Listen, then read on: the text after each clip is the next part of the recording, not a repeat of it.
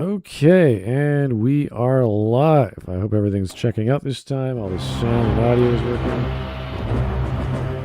Great. We will find out in a bit. Sound is good. Can you actually lower the volume just a touch? I will. Thanks for reminding me of that. Should be good there, right? There we go. Okay. Yeah, my bad on that. Okay, so we are live. Thanks everyone for joining again. I'm a little bit out of it, so I apologize, but I can't pay attention or respond very well because it's a Sunday and I'm busy. Either way, we're doing a Jak and Daxter franchise. This is an old... When was the last game came out? It must have been 10 years ago?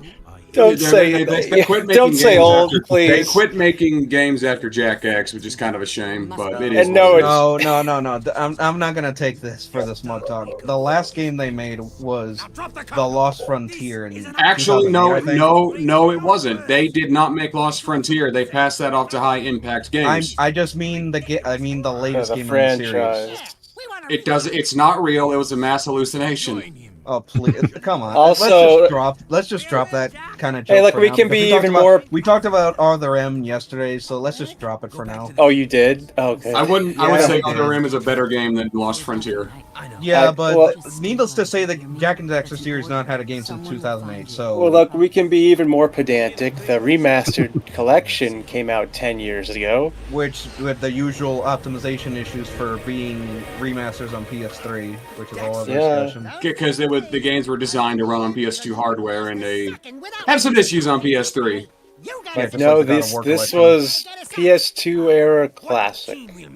So that means, is that retro now? I don't want to admit it. I would say it is at this point. Because goddamn, the game still looks really good. If you told me that was like a PS3 game, I'd probably believe you. Yeah. Yeah, but that's the benefit of stylized visuals versus like damn near anything else. If you told me it was like a digital only AA game released on 360 or PlayStation 3, I'd believe you. Yeah, fair enough. So 2012? That 2008 was the last game. 2008 was the last game in the series, and I think the collection I think was like early 2010s, wasn't it? Yeah, so around 11, 12 was the trilogy, right? Roughly around then. Like it was definitely before the PS4 came out. Yeah, you're right. I think 2013 maybe. But Jak and Daxter, the precursor legacy, was 2001, and very end. Still my favorite collectathon game of all time. Well, very end of 2001, December. And another anniversary, the 25th of this one. Of three? Of Jak 3? Of one of the series as a whole. Okay, technically, not till December, okay? It's not 25th. But it's still the year though. It's been I'm coping, just shy of okay? 25 years. I love this franchise. Yeah, it's like a decent start, a good start with Precursor Legacy, and then it had that big swerve in Jak 2 because of the popularity of Grand Theft Auto. I still think Jak 2 is a good game. Let me just get but you can tell that they were explicitly taking heavy inspiration from the GTA formulas as far back as GTA 3, because GTA 3 and Jak 1 both came out the same year, so it's not surprising given that happened. Yeah, also I'd like to point out that Jak and Daxter, the games in general, made massive leaps forward in 3D animation. Like you can actually see it here. Just look at how good this animation is. This must have been. I would dare say capture, it's. right? I dare say it's like. I would say it's like Pixar quality. It absolutely is. Like you can look how expressive the characters are. You can see the body language in their models. Like that was unheard of in 2001, 2003, and this was what 2004. Yeah, this was 4, and like several early PS3 games still didn't use motion capture. And they didn't. Adding to that, Naughty Dog would make some of the best motion capture technology. Well, I don't with the think consequences ever since. Jak and Daxter use any motion cap. This is all. No, it was all this was all know. CGI. This Jak and Daxter was all CGI. This was key animation. Yep. God, they really didn't. Yeah, it's you're right. all CGI animation. Like it is phenomenal. Look at how detailed and expressive the animation is. Yeah, because Crash Bandicoot wasn't motion captured, obviously, and they move similarly. Yeah, it was all in the same line of innovation in terms of how they animated the characters. Even as early as Jak 1. Look at the water. Look at how Daxter running his hands over the water. You see it actually affect the surface of the water. Should we mention this is open goal and just show that for a second? This is the open goal. Yeah, this is the fan PC port of the Jak trilogy. But I would like to point out that the game does look this good on PS2. Yeah, it does. Look at the brings out the tail. Like that's incredible. Albeit, I think with the exception of the frame rate, I think it's 30 on original hardware, isn't it? Yeah, I believe so. Yeah, and you can but still. I just get it. I mean, the game is designed to run at 30 frames per second, so it's not really an issue. Well, at least play the first game. Which I was gonna say, it won't affect anything for the stream because the stream you'll see it at 30, but at least for us on the panel, we'll see it at clean 60. Complete your training. I just gotta take in how Jak is the most early 2000s design ever. Yeah, at least post Precursor Legacy. Like the weird yellow hair, the almost like in sync, like facial hair. Like I like to point out, even facial expressions, the way the eyebrows move. Like there is a lot of effort put into its animation. Yeah. You think they're gonna put Jak X on open goal, or is that way too much? That if it happens, it won't be. If it I've seen the the patch note reports and stuff. It's like if it happens, it's not going to be the same team, and it won't be anytime soon.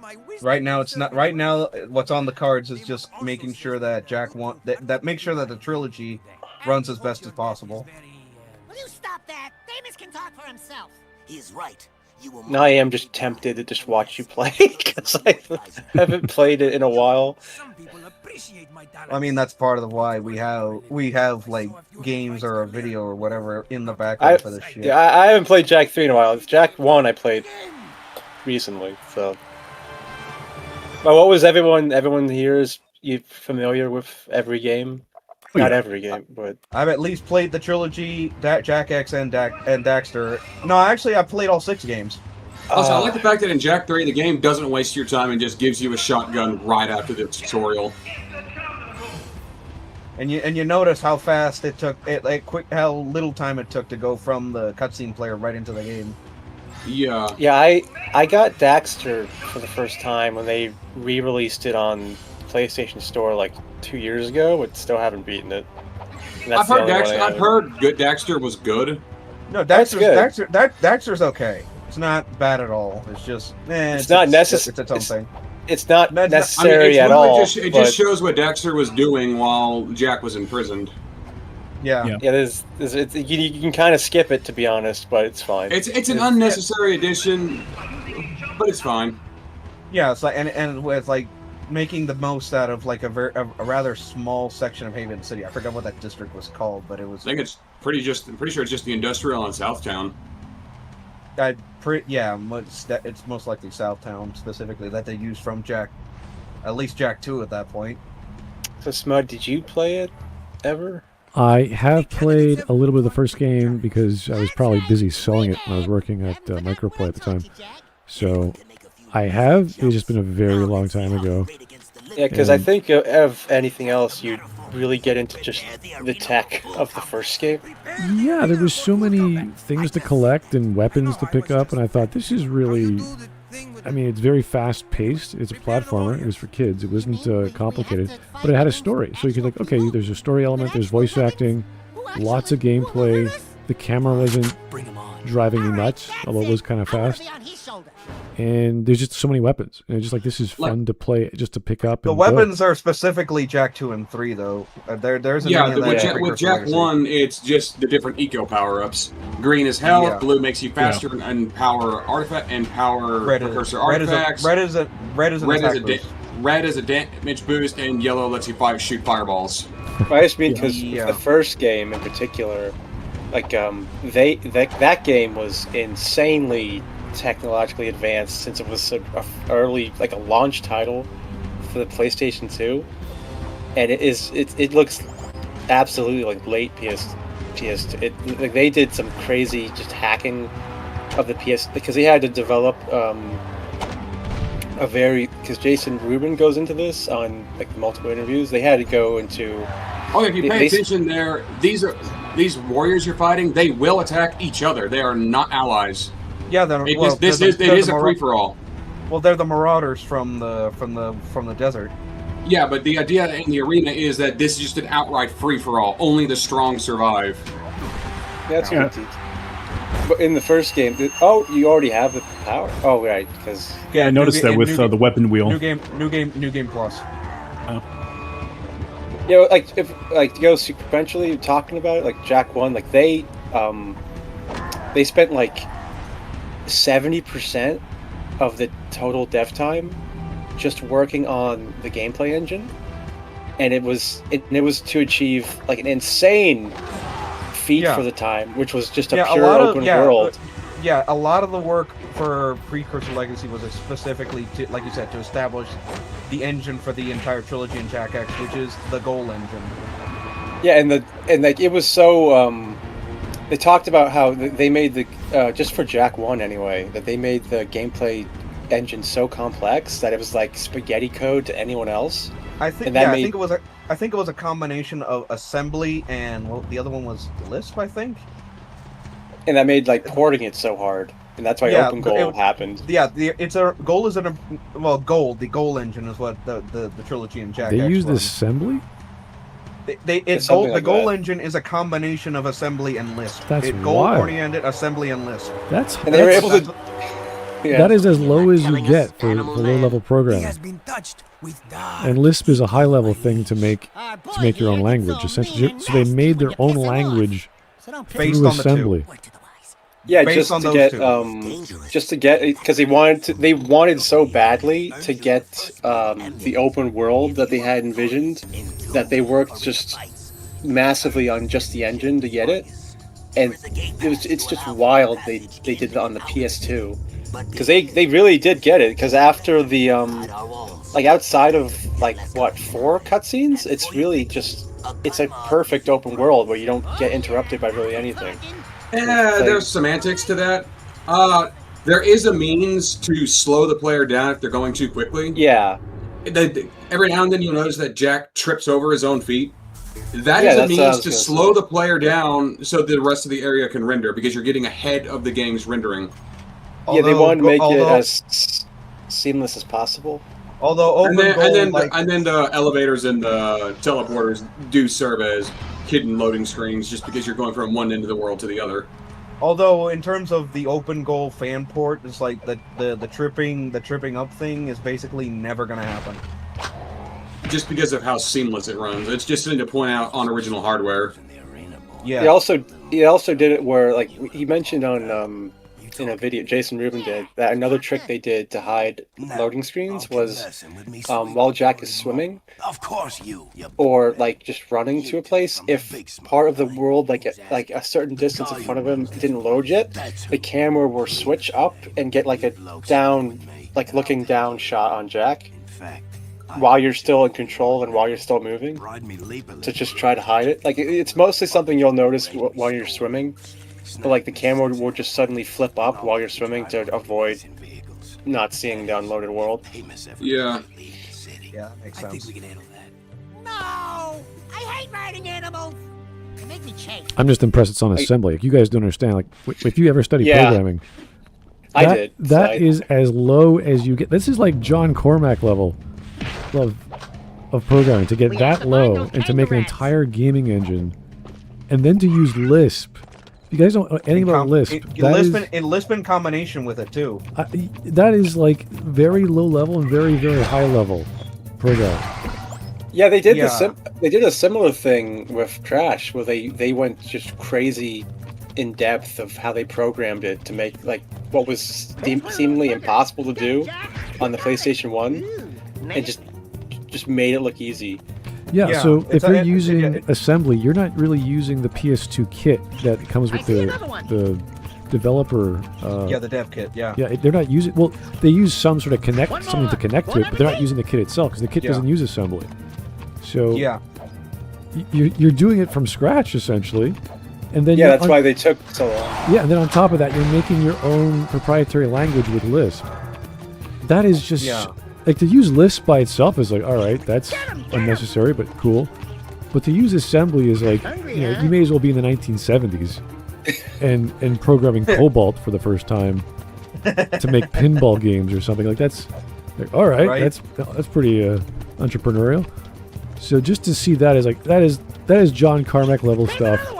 And I knew it was advanced. I didn't know that they had that level of skill. Yeah. And for the record, the mastermind behind the goal engine was specifically Andy Gavin, co-founder of Naughty Dog. And Andy Gavin was also crazy. And it was such an extensive level of work that they had to do with the engine sometimes that Gavin was basically on hand a good chunk of the time, so that anyone that came in that was new to it, like that he would teach them and then they would understand it enough to be able to do their work with it. Yeah, but crazy. I mean, like he was also the guy that was primarily responsible for the crazy engine Crash used, for how they were able to load everything seamlessly. And for anyone that wants to learn about that, go feel free to look up the Ars Technica interview with that Andy one. Gavin for that madness. Yeah, I want to gush over that, but I get to really just go watch that to understand it, because... Yeah, especially the, even just the abridged version that lasts half an hour gives you a good idea of what they did for Crash. And, like I said before, they spent so much time to get that engine working perfectly that, they had to cut like 25%. Here we have the worst minigame in the entire franchise. Yeah, but you were saying, about the engine? Well, like, because in Precursor Legacy, it is kind of short, and that's because they spent such an ungodly amount of time on just the engine that there was a whole hub world, like, set of levels they had to cut. Yeah, around the Yellow Sage's lab. In fact, Kira still brings it up at the Lavitude. And she mentions a level that you never get to go to, Precursor City. Isn't it Yellow Sage was supposed to have his own levels? Wasn't the way to rectify the Yellow Sage's hut was that to say that Gaul and Maya's tower was built over it? I guess so. I guess that's what they imply when you just like, because you go to you see his hut, and then immediately after that is their citadel. So the citadel, yeah, my bad. I said it's right. It's right next to it. So it's like, I guess that's what they imply. I never really put that. Yeah, but based on that, based on the level design, it's like you can it's implied that the citadel was explicitly built over the area of the hut to harness some of the eco power there. Because like the kind of over an abyss, this weird thing. Well, because where the citadel actually sits is like the central source of dark eco for the world. Well, it feels like sort of like it's established there are multiple silos. In fact, there's one on Misty Island. Yeah, but it wasn't the citadel built over like the central silo for the dark eco. It's built near near an eco silo. I don't know if it's the central one. It would make sense considering they built the citadel there. Yeah, the lore gets a bit weird because they immediately kind of just shove a lot of it to the side with Jak 2. Although they do address like that the what was it, where Samo's hut is Jak 2. And I still don't understand how that makes sense, but I'm fine with it. Well, I mean, it's been like then again, we also don't even know how long. It's we don't even know. It's been a good while. It's been a hot minute. Your audio is freaking out, by the way. Can't have been any more than a century. Like considering the Metalheads took over pretty quickly when they made it out of the time gate, but still. Oh. It's like it can't be that long for the hut to still be standing, albeit ruined. You cracked it, Jak. Yeah, but in Legacy 2, they have a term I use now because I saw speedrunners use it, but like the movement tech of Jak and Daxter 1 is still like some of the best ever. because you have so much control over him, and he's so smooth, and there's so many like small things you can do to like get more air. Didn't 2 and 3 retain some of it? Yeah, because they use the same engine, I think, or like largely the same. Yeah, but one would think that that by the time of 2 and even 3, they would patch some of that out in the engine. The way Jak moves? No, the movement tech. Well, no, because that's what I mean. It's like his by movement tech. I just mean how he controls. Like well, that's not. Well, I mean, sometimes that's not the same thing. Yeah, it's just. It's how they just. Yeah, movement tech tends to be reserved for like speed running and glitch runs and stuff. I know what you mean by that, but they were because I watched the speed run of Jak 1 and how they didn't describe it as like how to glitch it. They just described how he inherently controls and like the physics of it. Yeah, because if you try to do some crazy skips in Jak 1, Jak trips over his own feet to keep you from getting ahead of the rendering. Because you have, of course, he has his like little mini glide from just spinning, which is to get. But then you also, what people sometimes forget is he has a mega jump from like landing a perfect jump after a roll, or like a crouch jump. That's a little tricky to pull off, but I know what you're talking about. And he has a crouch jump that's for high. Yeah, right there. That's like the mega jump. Yeah. And his regular double jump is good, and there's not many platformers that I think control better than Jak. I figured I'd show the super jump since I've been able to pull it off like half the time.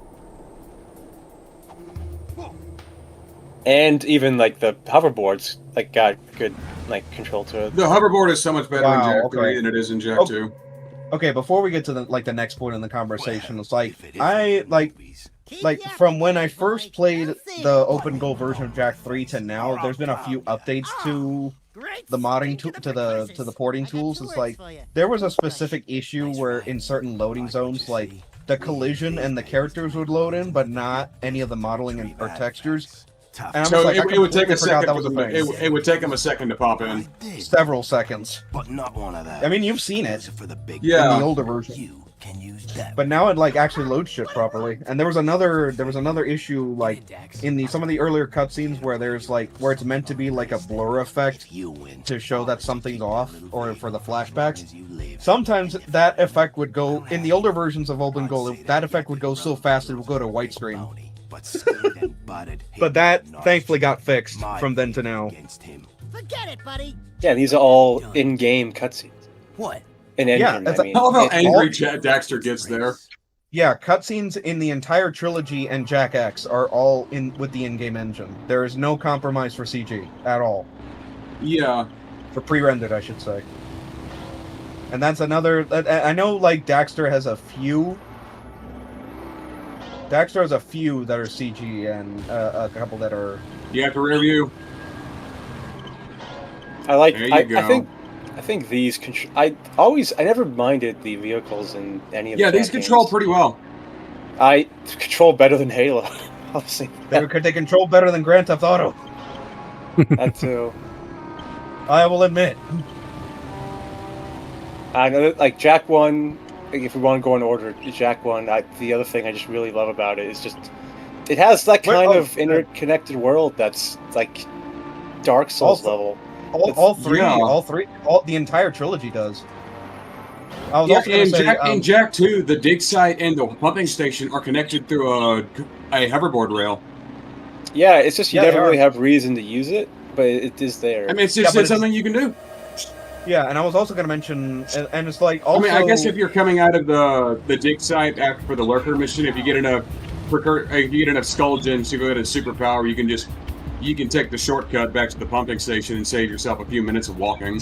Yeah, and even at a point for the gameplay, there's also a few instances of like reusing things from Precursor Legacy in the next two games. Like the zoomers were brought over relatively the same from Jak 1 into 2 and 3 with the addition of the altitude control. I mean, they're more refined. They look more manufactured, but you get the idea that the zoomer here is a prototype. Well, in the first game, I think the only thing, well, maybe not. I was also before that, another example is the leaper lizards from earlier in Spargus, that they are literally just reskin Fluts from the first game. Yeah, even downright using the same audio effects. Also having the same aversion to water. I think the general like animal noises for the leaper lizard is different. The general animal noises for the leaper lizard are unique to it. I think there's a really funny glitch you can do in hero mode if you have invulnerability. The leaper lizards become immune to water, so you can just walk on the water around Spargus. Yeah, I've done it. I've done it, and it's hilarious. Although if you try to get off the leaper lizard while it's in the water, it will cause the game to crash. Yeah, because it's not meant for that. I don't know if Open Goal patched that out, but it will make the game. It will make the game crash. No, but I mean in this version, in Open Goal. I have no idea. It's just something funny that you can do. I have no idea if the Open Goal version of Jak 3 actually accounts for that. I've never tried it. Let's find out. No, I'm kidding. No, I'm not gonna do that. Hell no. I'm kidding. I'm not gonna risk it during the stream. Like, yeah, Jak 1, the hub levels are great. The way the levels are all interconnected is, like, again, considering it was like one of the first PS2 games, is just, like, insane. Although as a kid, the lurker shark fucking scared me. Like, just hearing that noise, then hearing the heartbeat racing, it's like, oh fuck, it's gonna get me. Yeah, I honestly still don't understand that. You play it as a kid, and it's just, you hear that sound and it freaks you out. I get the idea of what it's doing. Go back the way you came. I know the point of the lurker shark. It is literally designed to keep you in the game boundaries. I think that's the weird thing. I guess because they just didn't have enough time. But considering all the water and the way you can reach out, there's not many like swimming or like even like half deep swimming sections. Also, and the reason it's like that in Rock Village is so you don't sequence break. Like you have to talk to Mr. Melodrama Warrior to put the pontoons back out. Yeah. I don't know. It's like the only complaint I can have about the first game is I wish it was longer.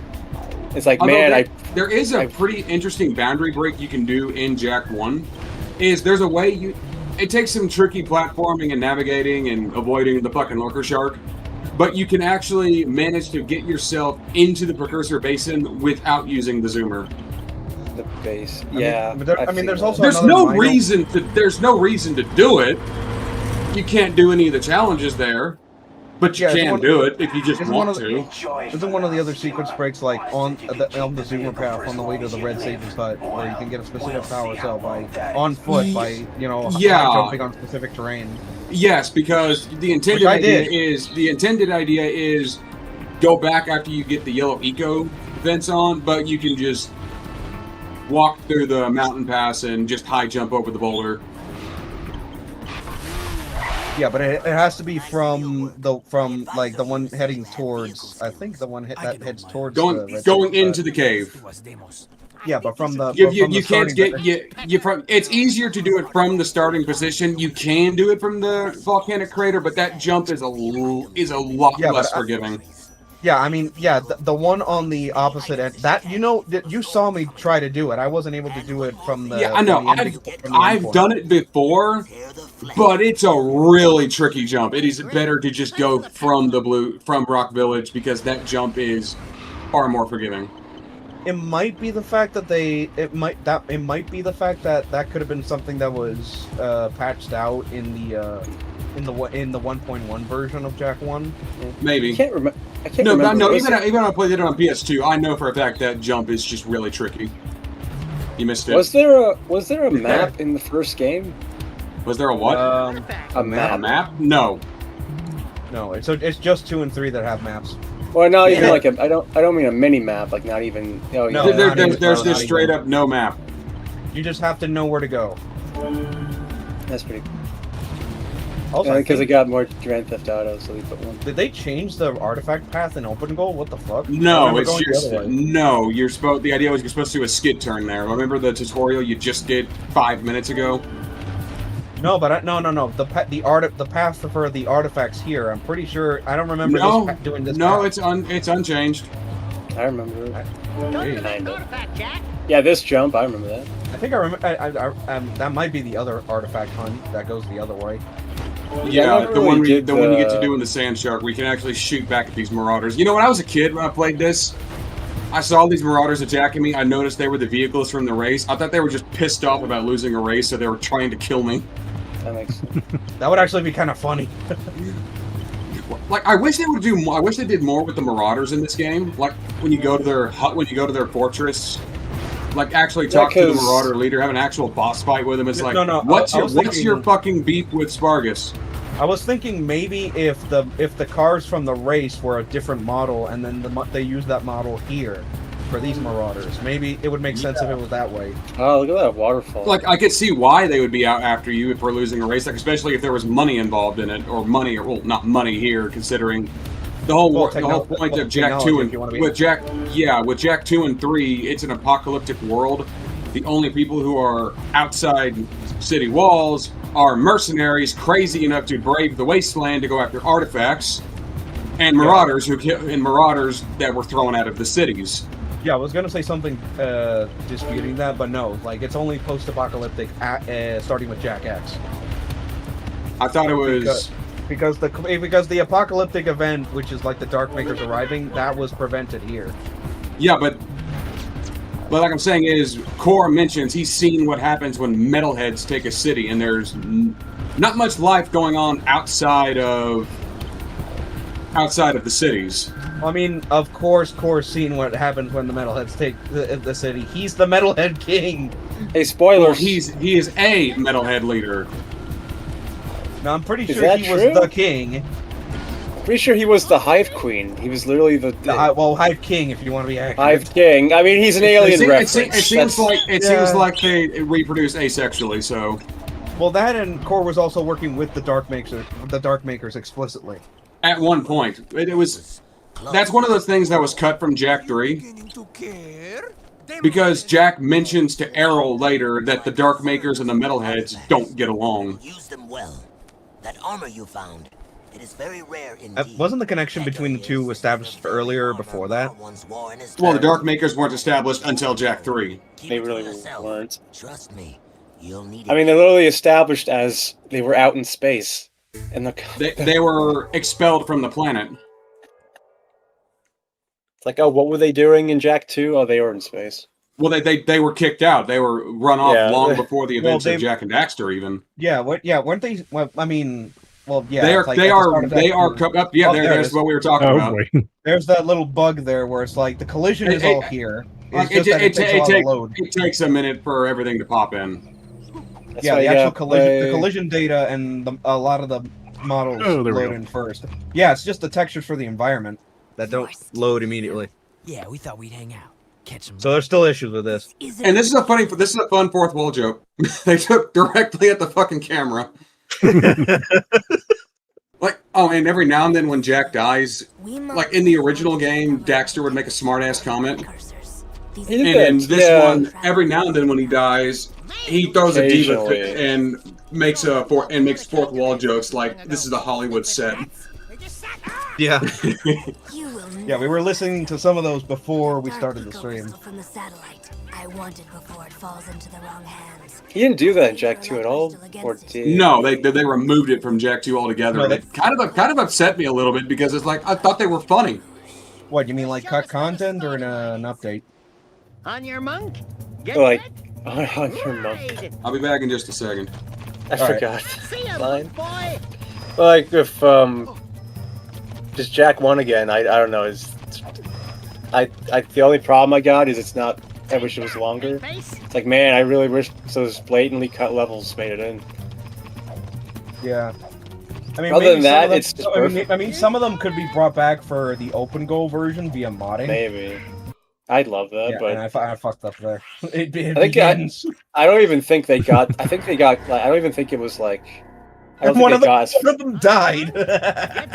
I don't think. I can bring up that part. Well, like, because I think the only weak part of Jak 1 is like this. It's light on bosses, and they're all kind of basic. They don't even have health bars, which feels like something they just didn't have time to add in. Is it fair? Is it unfair? Is it fair or unfair to chalk that up as part of first game syndrome? Yeah, I was gonna say, like, even something like they oddly don't have health bars, even considering what they did with Crash. So it feels like something they just didn't have time to put in. Yeah, And- they just relied on the rule of threes for that. Yeah, it's like, oh, everyone's during that time, everyone knows a platformer. You know how this works. This race, I've never particularly been a fan of because it's just kind of annoying. Luckily, I only have to do it once. I always screwed up a particular part of it. Yeah. Also, there is a very right there.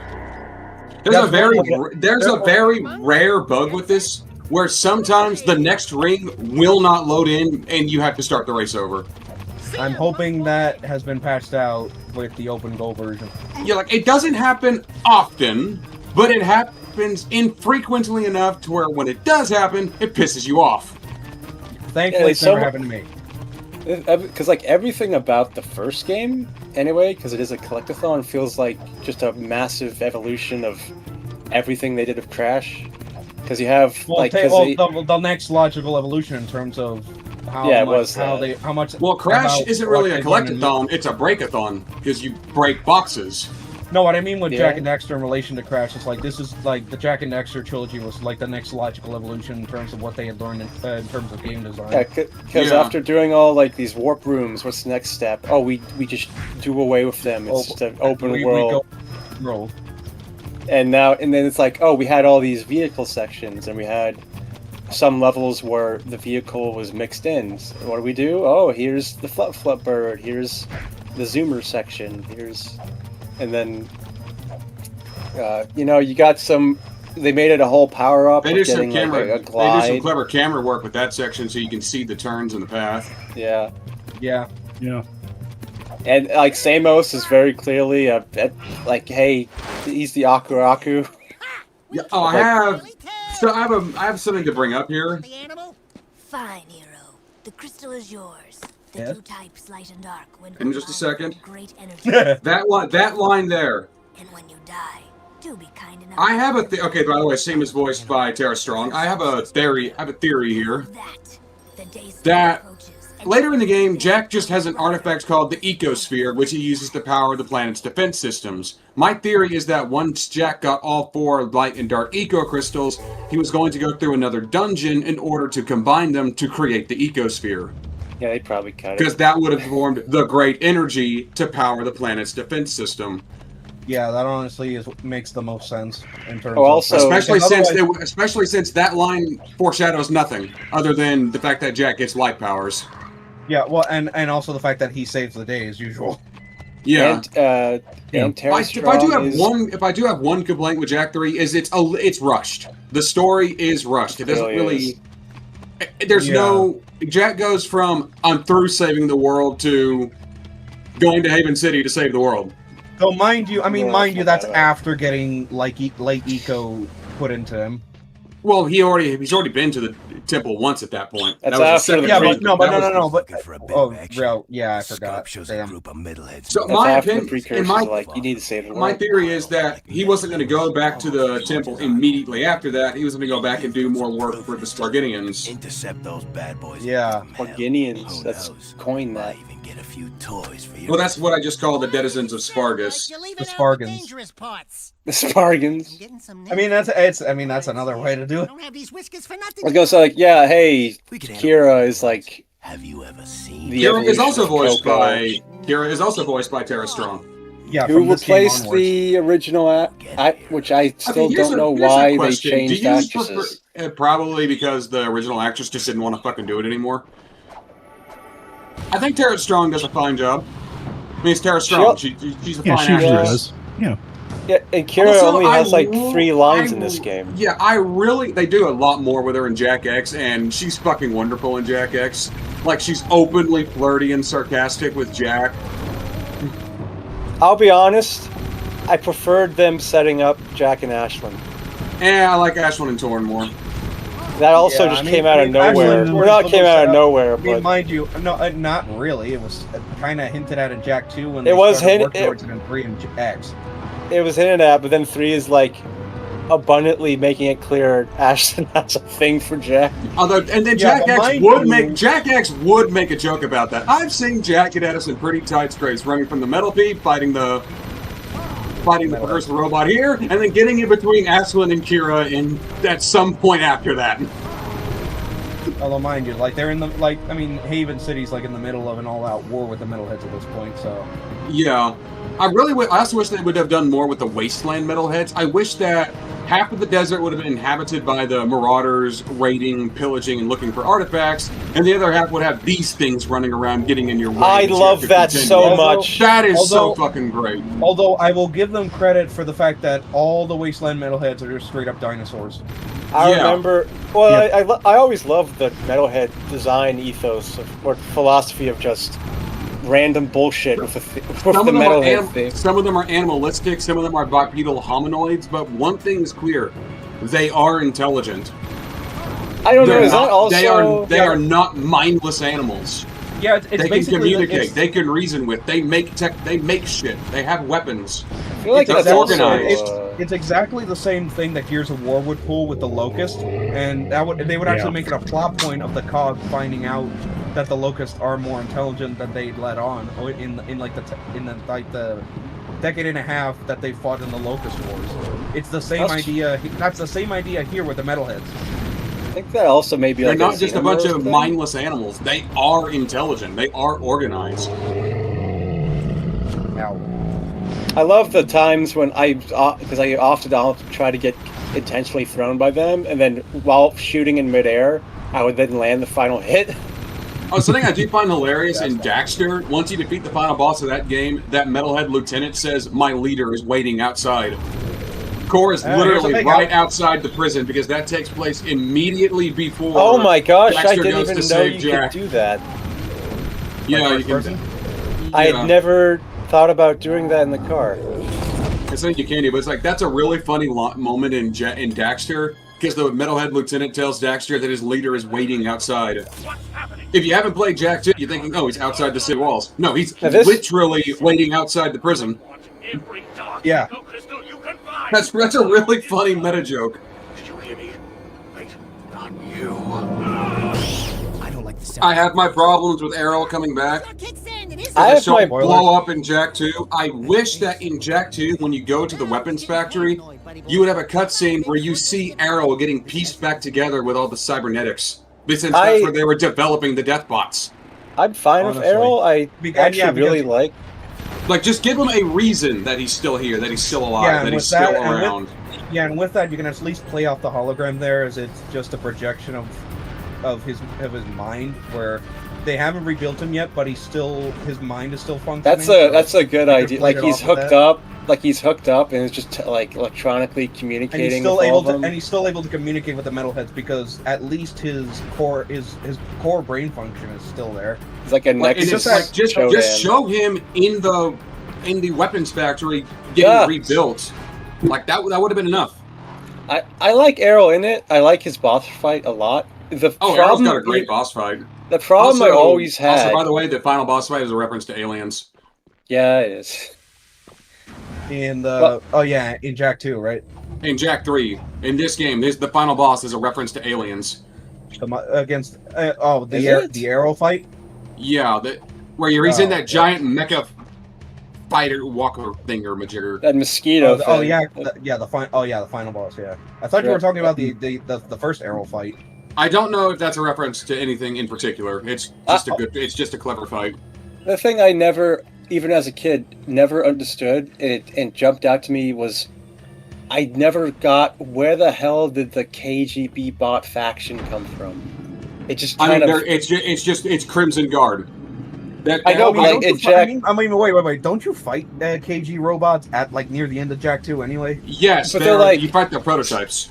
They're one level. It's just like it's just the Crimson Guard, like the Baron Praxis army is just always soldiers. So I was like, where the hell did these robots come my guess is that Arrow was able to pick up on the KG robot manufacturing after the Baron died and after after Arrow was rebuilt by the Darkmakers. They are in Jak 2. I wish they would have done more. I would have had it where Vigor was the head of the KG, and I really wish that they would have had actual KG remnants fighting the new Freedom League units. Yeah. Like, have people loyal to the old guard. But yeah, you're going to say bad boy? Oh, did I cut out? Yeah, no, you got cut off. Oh, I'm sorry. I was saying that like I was surprised like they were able to like piece them back together because like I think like the only part of him that's, if I remember correctly, that's organic is like half of his face. Yeah.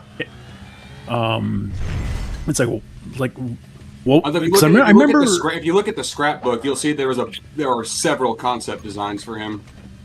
Oh. I mean, he got atomized. It doesn't really make sense. I think if one of you guys, I think Seraph, can you do me a favor and actually see if you can look up the Arrow like concept art designs? They're probably like out there online somewhere. Well, I was gonna say. Yeah, give me a second.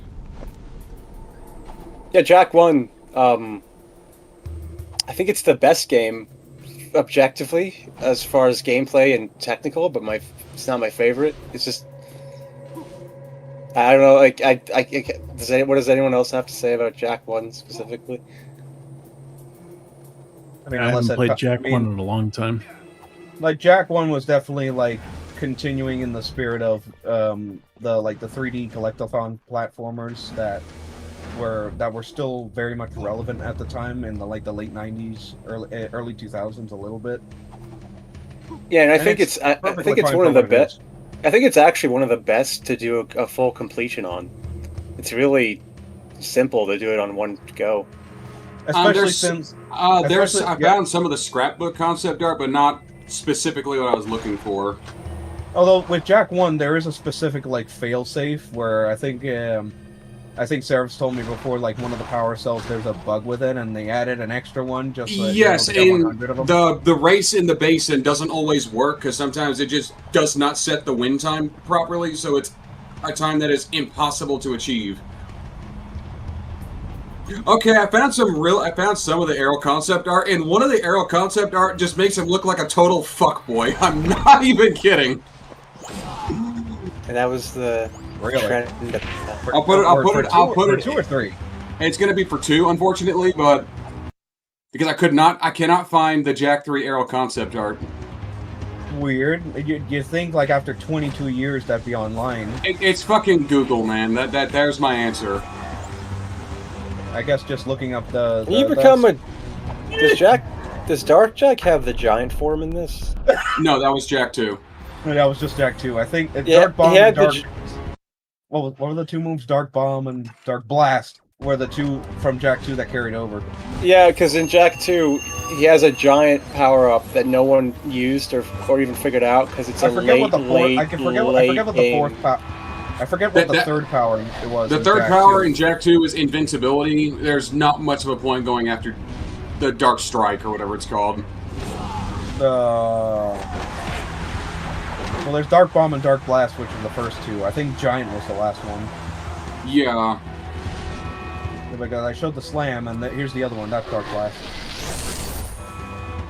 What about the actual like energy blast? Anyway, there's the Arrow concept art. I can put that in the stream memes if you want, or Mud can click on it to show it himself. The last Dark Power in this game, it isn't until well into the Haven City section of the game. The original intent for Arrow in Jak 2 was to serve as a rival to Jak and a competitor for Kira's affection.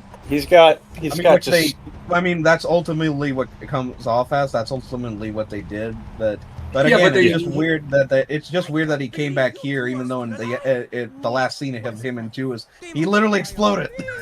Which is why I wish they would have shown him being pieced back together in the weapons factory.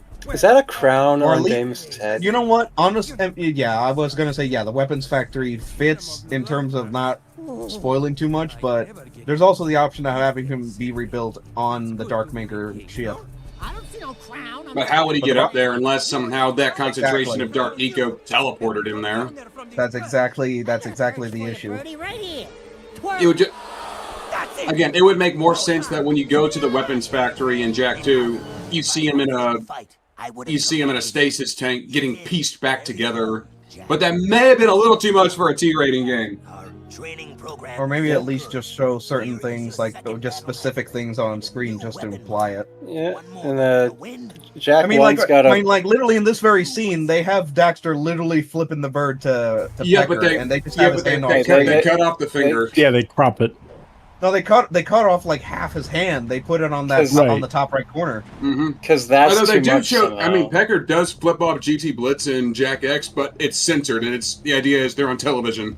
You can shoot people. So they have to. So they have to. So they're able to get away with heavier swears and rude hand gestures because they're on television. They're on TV, and and the network is gonna censor it. Yeah, but that's a way of clever censorship because that's literally what we have in real life. So yeah, you can shoot people a lot. Birds do not school. Flip They the bird. That's so too much. Fuck off. So stay out of my way. Jack's not afraid of you. Are you, Jack? But I think now's a good time to get into questions, as Mon was able to get some for this. What's going on here? Nothing, your lordship. Just old friend Jack and the little one here. The only problem with that is the questions I have, I don't know the exact answers. Again, look at the facial animations there. Look how detailed they are. I was gonna ask, are those spikes like glued to his head, or are they? I have no idea. I think they're an adornment. Yeah. Is that supposed to be a crown? Probably, and if animation was better at the time, they would probably see the bars connecting them where you can take it on and off. So whoever becomes king after, are they gonna jam those into your head? That might be something that resulted from the rush development. But that's just me guessing. That's always been weird, but it's also like a notable, unique aspect of his design. So I suppose. Like yeah, mention that conversation in the artist room. It's like, yeah, we really got the facial animations down. What about the crown on the king's head? What? Oh, shit. Maybe if they like found a way to like give it an explanation of like maybe that the horns are there because of exposure to dark eco. I think they put the crown on his head and then they just clipped into his skull and they or maybe that's just something that's just a part of his head now because he may have been a prisoner of the Marauders when he was kicked out of Haven and it serves as a crown now. That's one way to look at it. And that could explain the beef that Damus has with Marauders in particular because one later mission is he has you hunt down Marauders and take out their leadership. Yeah, I think that's like in the third act. Yeah. I do like the art building. Also, the cutscene where he sends you on that mission has one of my favorite gaming quotes of all time. Sand cannot hold a shape by itself, but add water and it becomes malleable. Life can be as such too if you add the right element. Which in this case is eco. Yeah, I wish they brought the eco. I don't know, it's just smarter questions, but I was kind of like trying to segue into talk about Jack 2 specifically. Although, and speaking, I was like, I know what you're gonna say. It's like why they didn't bring back the eco powers. I guess that's. Well, they did. It's just they did. They're in the weapons. That's why I wanted to talk about. The scattergun uses red eco. The blaster uses yellow. The man, you ate shit right there. Cacti is highly volatile. You killed that. You know that's actually very accurate. If you've ever been in the desert, that cactus fucking hurts, man. Yeah, they explode.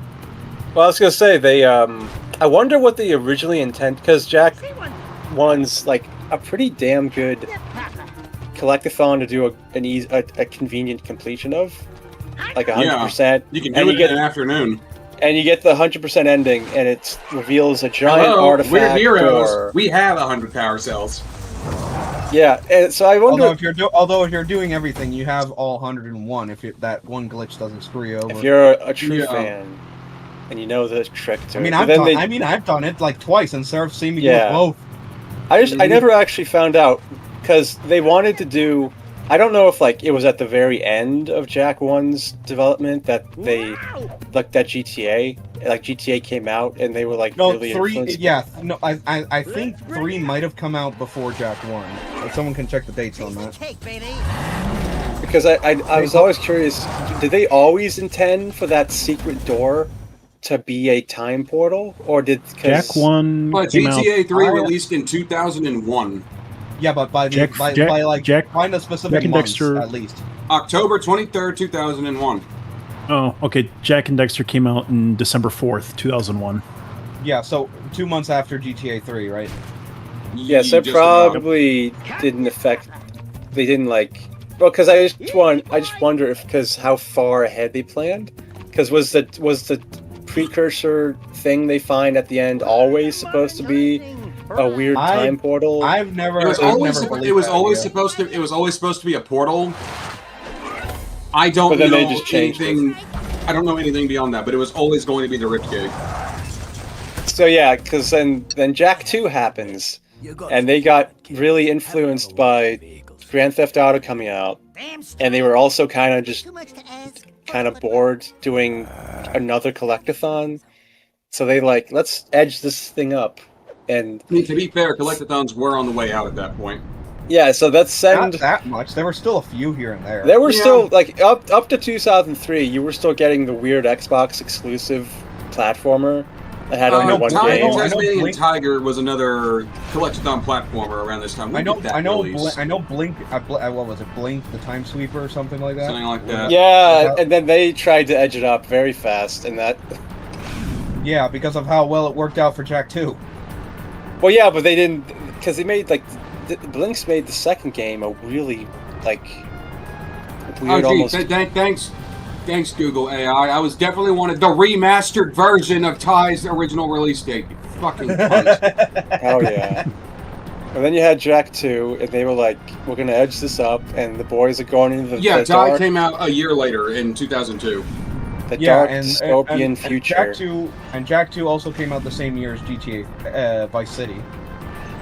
Oh, it was Vice City. When did San Andreas come out? I think it was either 04 or 05.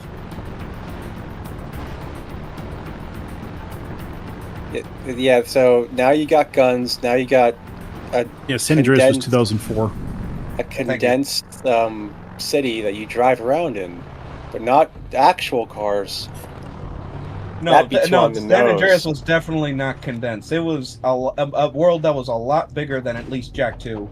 I don't know about Jak 3 with the way. Well, I mean condensed of you're in a core condensed city that's not like the open. That's not exactly like the open world of the first game, but it is like an open world-ish. But and this is a really cool establishing shot here. Shows you where you're going to go, and then it takes you right to the beginning. A good way to guide the player. Jumping to Nora for a hot second so I can get this.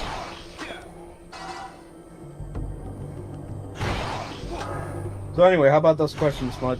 Alrighty, these are spoiler questions. If you don't know the series, it's kind of pointless. I mean, the series is 25 years old. It's fair game. Yeah, 25 years old. 25 years old for the series, and the last game was 2008. So I think we're good. 24 years. It's fair game. Going just off of years. Let me just have that, please. Don't get pedantic on me. We don't have. We're not in the anniversary by exact date, but at least the year, okay? Yeah, and for the record, the Englishman is not here to be the pedant. You don't need to fill the role. All right, yeah, but anyway, go ahead with the questions. All right, so do you think Jak is actually the legendary Mar from Haven City history, or is he just named after him? He was named for Mar. I never saw him being the Mar. The implication, if you actually think about it, was always that Deimos just named Jak after the original Mar. That's little kid me was always so utterly bewildered. I originally thought that, but now that I really think about it as an adult, it's like, no, he's just named for the legendary hero. Unless they go all in with the time travel. That would have to put Jak at thousands of years old when he's it never made sense to me. But I always assumed it was because they had a time travel plot, so I really assumed that's what they were going for. At the end of Jak 2, Samuel says, "I have a feeling that we'll meet Mar one day," implying that he's still alive, running through time. Yeah, that comment is from the rooftop of the Nadi Atzal. Yeah, but then here's another thing. Let me just add my 2 cents. But with how things turned out, they revealed that Jak was named after the original Mar and all that. But the thing that me personally, from my experience, what I think threw the fan base off, not even just the lines in Jak 2, but also the one line from Ashlyn in the ending where it's like she says, "Is Mar the Mar?" And it's like that's the only. You can just as easily see that through the lens of, okay, she probably knew about the kid and what his name was. Yeah, like she's connecting the dots. Like he was that kid, and she realized that Damus was his father. That line from Ashton is the only reason I think I and a lot of other people were like, wait, are they actually saying he's literally the Mar from the past?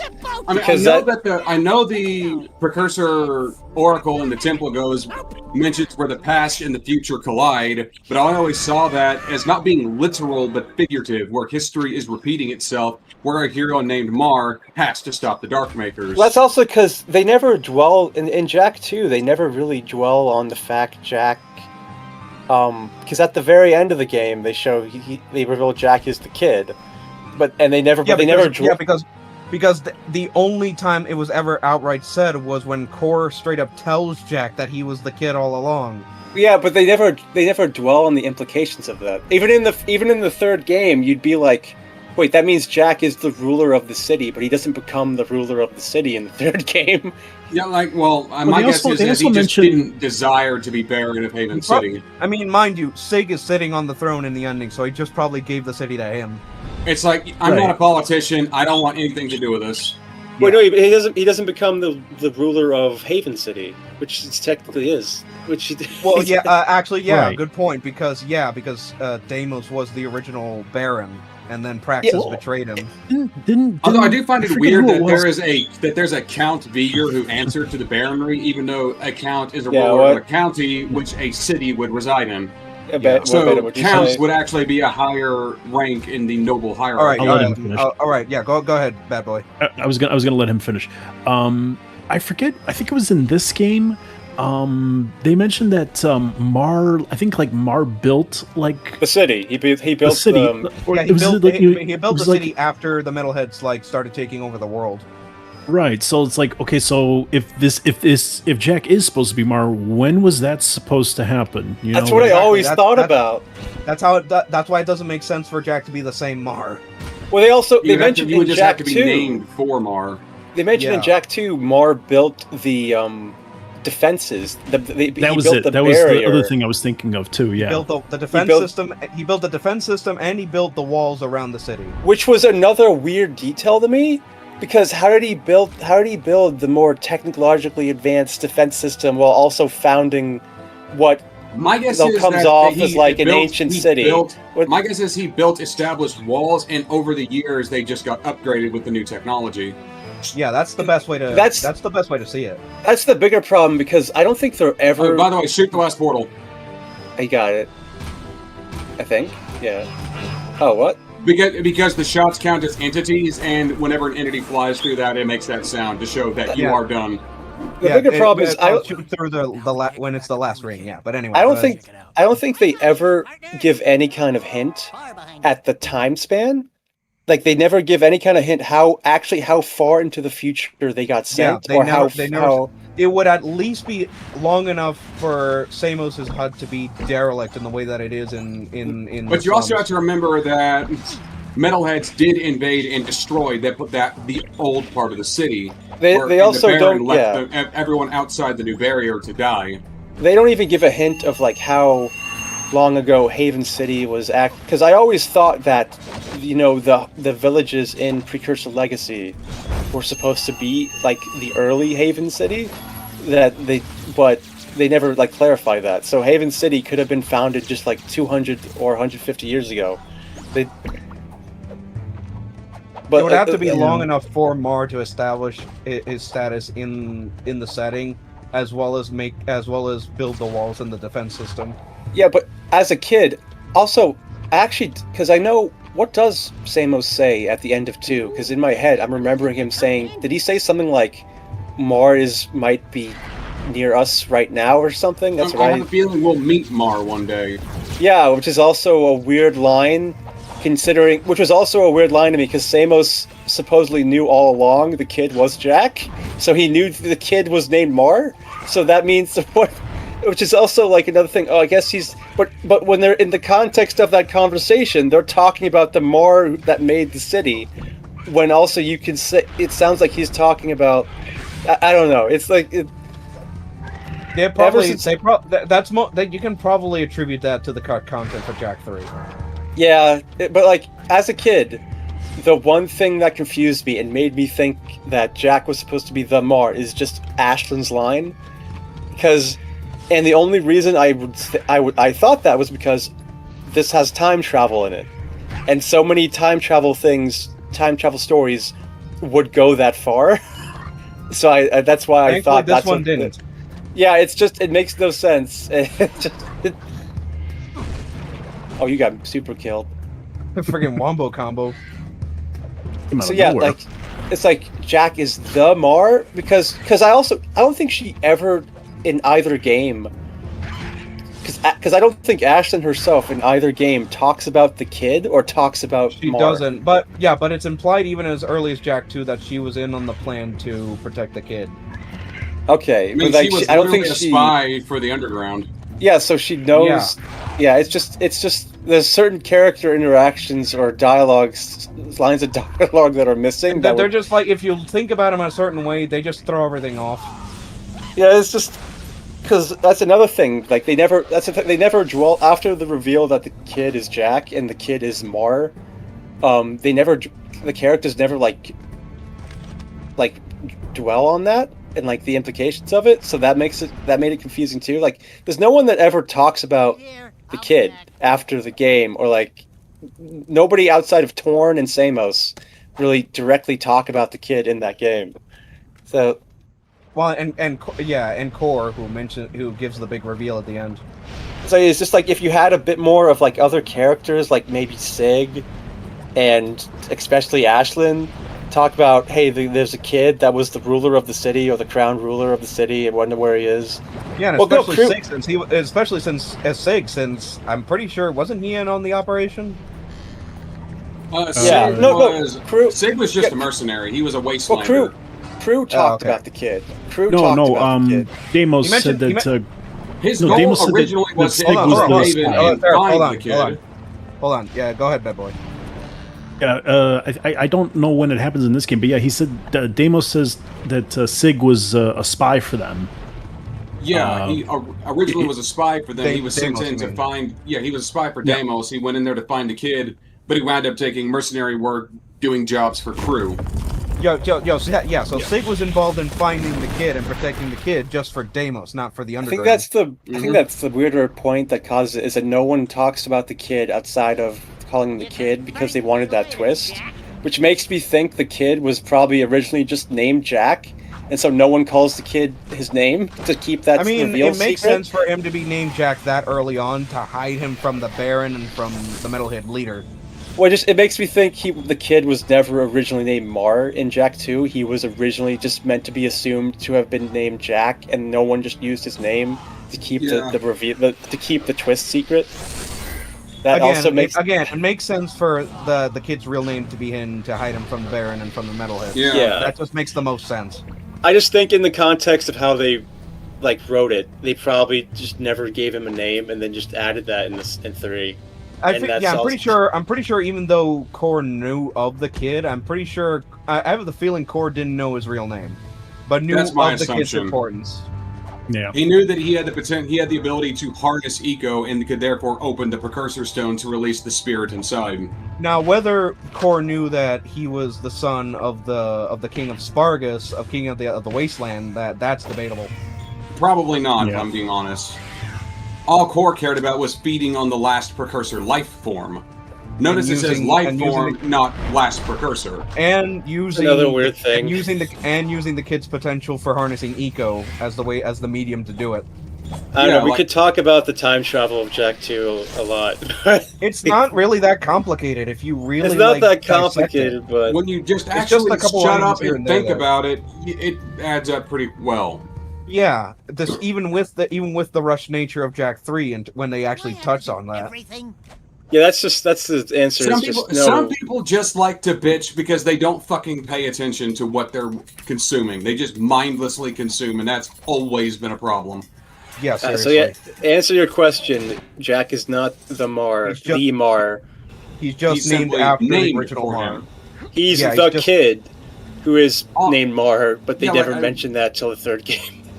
I know in this game here, when the Precursor Oracle in the temple says the past and the future collide, I always took that as history repeating itself. A hero named Mar has to save the planet from the Darkmakers yet again.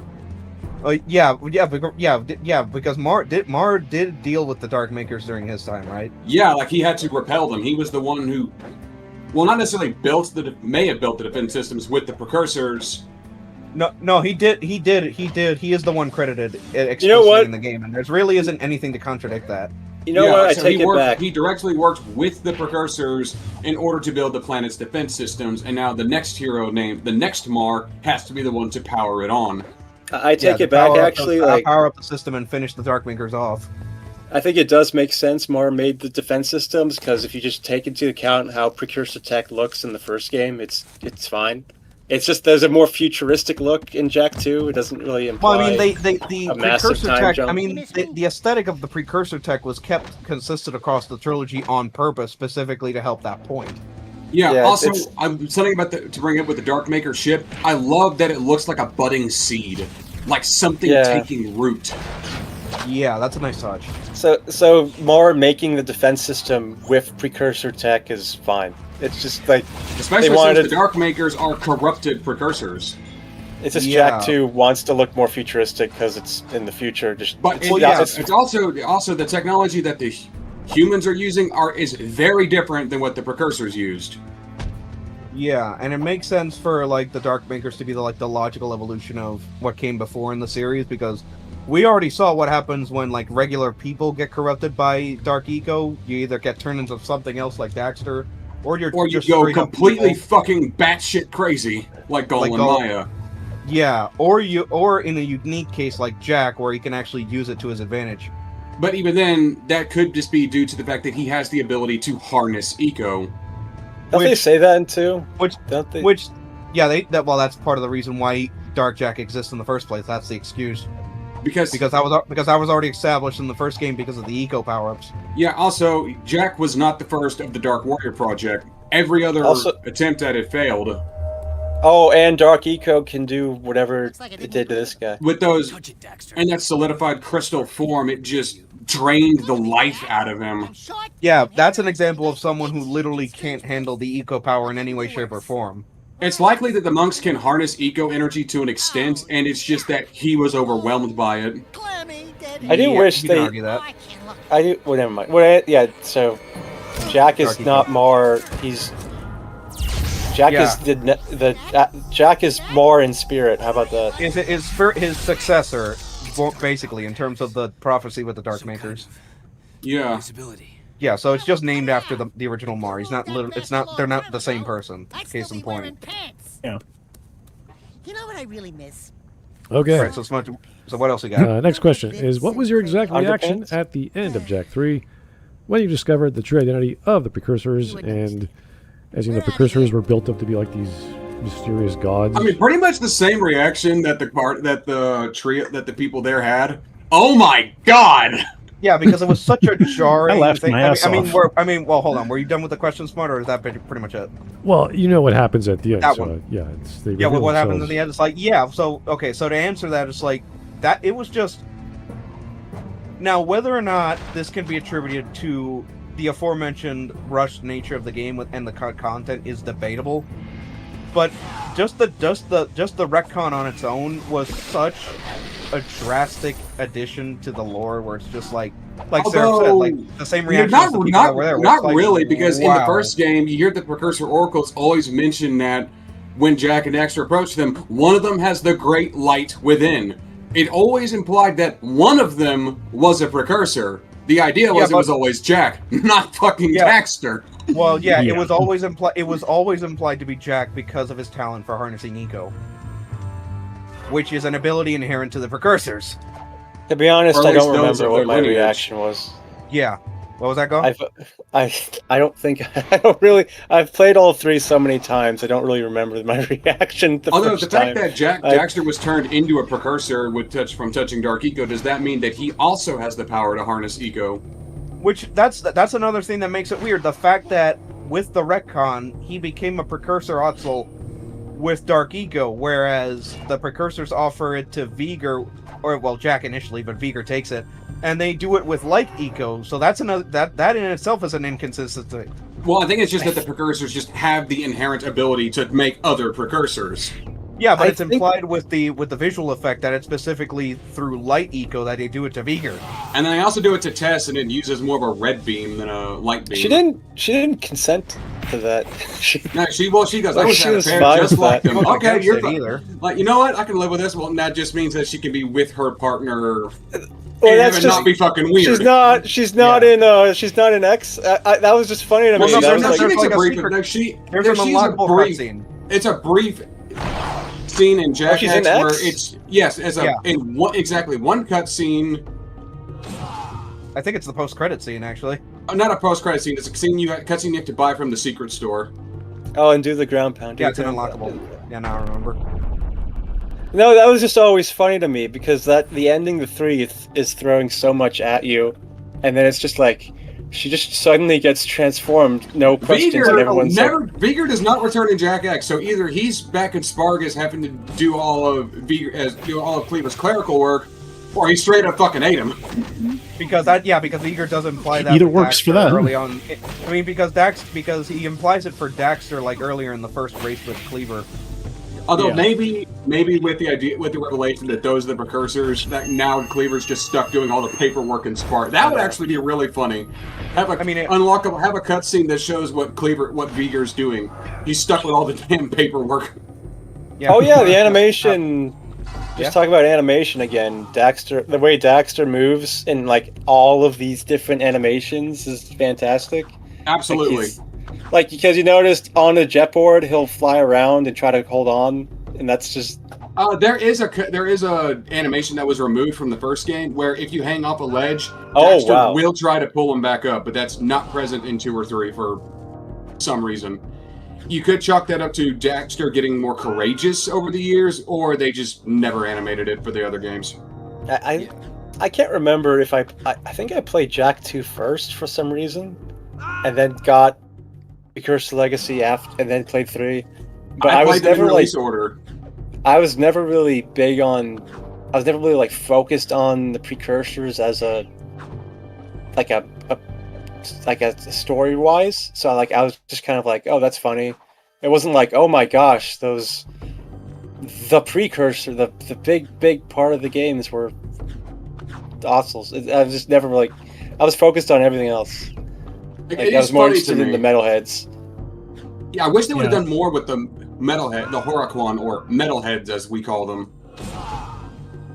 I think it was funny to me. The metalheads are an ancient enemy of the precursors. We learned that in Jak 2 with the precursor Oracle in Mar's tomb, which the fact that Mar has a tomb implies that he's dead, or is at least has a place to rest have his remains rest when he does die. I think I was even more interested in just Mar and like the idea of him and like what his history was than I was about the precursor. It was funny to me because I just instantly thought back to the big precursor idols in the first game where you have to buy power cells from. Yeah, the oracles. I was just in like is what the series is saying, that those guys were in the center of the earth the whole time just talking into a microphone. That would be pretty funny, actually. Yeah, but that's what I immediately thought. But then you have the precursor that's released from the egg at the end of Jak 2, and he has the same voice. Okay. Yeah, how do you gel the ending of Jak 2 to Jak 3? Jesus, dude. Stunlocked. Anyway, I lost my train of thought now. I believe that my opinion, the precursors. The precursor egg, my idea is that since that precursor spirit goes into the Rift Gate, my headcanon is that is Daxter. And that's why it... What? Daxter? It said that outright, that precursor spirit straight up says to Jak, we will meet again. Daxter is a precursor. It goes into the Rift Gate. I'm pretty sure it's just the precursor from the statues. Maybe. I don't, because what was that stones? It was an egg? Yes, the precursor stone was the last precursor egg. Yeah, and then it had the spirit of a precursor inside of it. Yeah, and also you see that same precursor model like after this section when you start making your way back to Haven City. You do that in the second visit here. I don't know. It's really hard. I just think I like it far better. The idea that in the first game, they were still in the center of the Earth, and they had a huge computer monitored system where they were just voicing all of the statues. Also, these spider models are reused from Mars Tomb and Jak 2. Yeah, I don't know. That's what I thought. Like right up here, right? The idea is obviously that it's being controlled by the Otzels in the center of the Earth right now, right? That must be. Again, my idea is that the precursors. Also, this shows that Veigar has some connection to what's going on. Again, my thing that the statues in 1, the precursor egg guy, the one from the stone in 2, and the one from the second visit here in 3. I could only assume that it's the same, or at least one. That at least those are still the ascended precursors. Yeah, wait a minute, because you see what is revealed to be a hologram of what the precursor egg spirit looked like, and then I'm guessing that the precursors because they use that at the end. I forgot. I think the idea is that the precursors have the ability to astral project. Yeah. Because the last one. Although the one in the final stretch of the game is explicitly a hologram because you're in the inner sanctum. And they make it because it's weird because they also make it clear that they're super powerful and they have like they are still strong. They are the most powerful beings in the universe. It's just despite the joke with the surfer dude. Language, okay? But yeah, it's like the whole thing with the precursors was to go back to the original question. The whole thing was thrown for a loop for a good long while after that reveal at the end of this game, and it's just a lot of like conjecture trying to reconcile all the details across the series and have it make the most sense. I like it a lot. I like the reveal that they did. I like the idea that they just did these weird giant mosquito looking things to cover up the fact that they're I mean, they straight up tell you as much. Yeah, and I just would you worship would you revel the precursors if you knew we were just a bunch of fuzzy rats? Would you worship us? Build statues of us? Not happening, buddy. So we flip up the myth a bit. Well, we get the respect we deserve. I can't get over my first thought being that they were just kind of they just like were using a microphone the whole time and voicing the statues. And the whole reason it's echoing is just because it's vibrating in the pipes. Again, and this is just a hot take. My assumption for why those precursors are there in the center of the planet and in 3 and by extension 2. My assumption is that those are just precursors that were in space around the time of Jak 1 that during the Metalhead Wars they came back. Probably came back to prepare the planet's defense systems for Jak. Oh, you can grab onto that. That's neat. Anytime. There it goes. Oh, by the way, your audio is freaking out. Yeah, you see, there's a little exploit for Jak 3 players later down the line. Like, if you're leaving the precursor temple and you just dump the Dune Hopper into that gap, you're sent right back to Spargus. And if you have the Plasmide RPG or the Supernova or a Peacemaker, it's them. There's that again. If you have a gun to destroy it, you can do it even faster. But in terms of the temple specifically, that's your best bet. Especially if you're not playing hero mode where you don't have the RPG yet. Yeah, which I'm in hero mode, so I have it. But again, just dumping it off into a water source or a pit works just as well. To answer your question, I can't really remember. I guess I thought it was. I'm assuming I thought. I remember what the twist in Jak 2. I remember how I reacted to that. Absolutely horrified. The Jak is the kid twist. No, when Core betrays you. Yeah, when he's revealed to be when the metalheads invade the city and Vin gets fucking eaten, I was horrified. It was like, oh my. Eaten? Because he dies off screen. When he put himself into a thing, but not in the context of Jak 2, he died. Oh no, Vin. You mean Vin? Did I say that? Not say Vin? Yeah, it was Vin. I wish they would have done more with Vin there. Like have him show up in Freedom League HQ, have it where he can go in and out of KG systems to get information.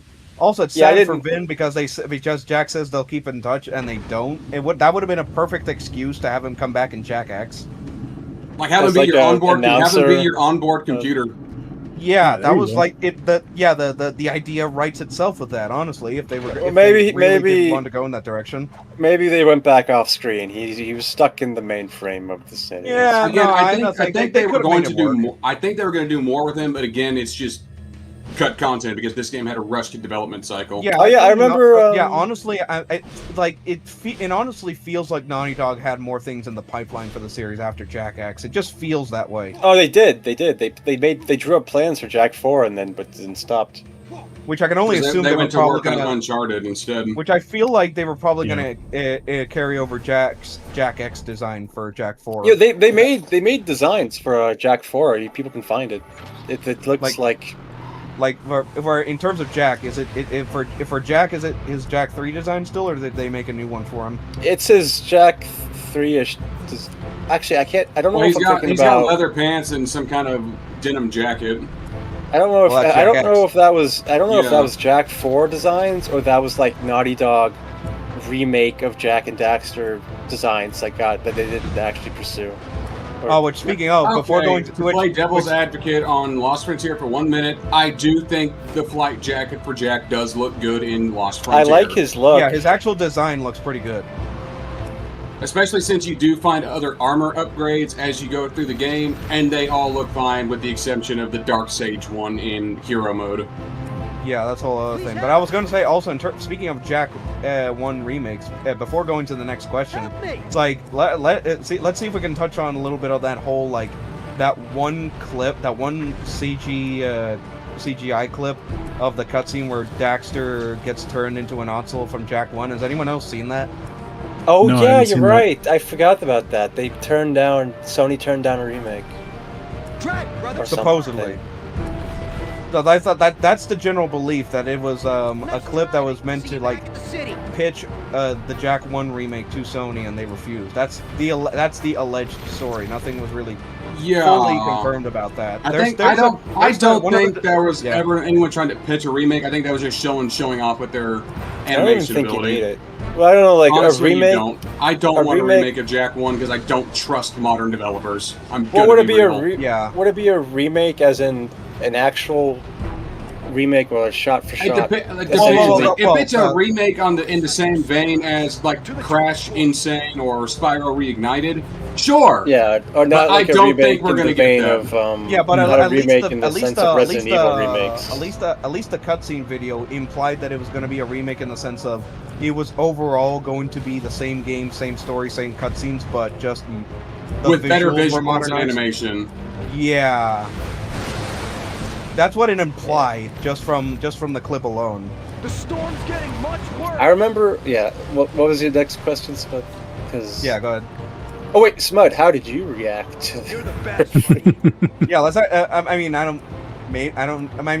think Smud's only mentioned playing the first game. Yeah, I never got to 3. Got that far. Yeah. He never got to 3 or even or 2. I had to go to Reddit to find these questions. I have no idea what they're talking about. Anyway. The one thing Reddit's useful for, but we at least get some conversation out of it. Reddit. Reddit's also good for finding specific information. So yeah. All right. Do you think Gol and Maya actually died in the Dark Echo with the silo at the end of the first game, or are they still trapped inside? If I can correct, Gol, Maya, Eco, just to correct the pronunciation. I think he was doing it to annoy you. Did you say Echo? That's your shtick. Eco? Echo. It's one Eco. I think I typed it wrong. And the two of them are called Gol and Maya. And for the record, they are siblings. I think they 100% died, and we don't talk about it. I don't think. Considering what Dark Eco does to people, probably destroyed them. Yeah, but they're already corrupt. They're already corrupted by Dark Eco. That would just be a skinny dip for them. Well, here's the thing. Like I was saying, like what Samo says, the Dark Eco probably destroyed them. Let's say this thing and right. They either and the way Samos delivers it is like they are implying that there is very much a possibility of Golem Maya coming back. Like yes, but I always thought they would. He's rather uncertain about it. Yeah, I always thought they would come back. It would have been neat for them to come back in Jak 3. Like they're the ones that called the Darkmakers back to the planet. I think when I first played Jak 3, my assumption was Gol and Maya were the ones leading the Darkmakers on the ship or something. That would have been great. That would have tied everything together. For Jak and Daxter, like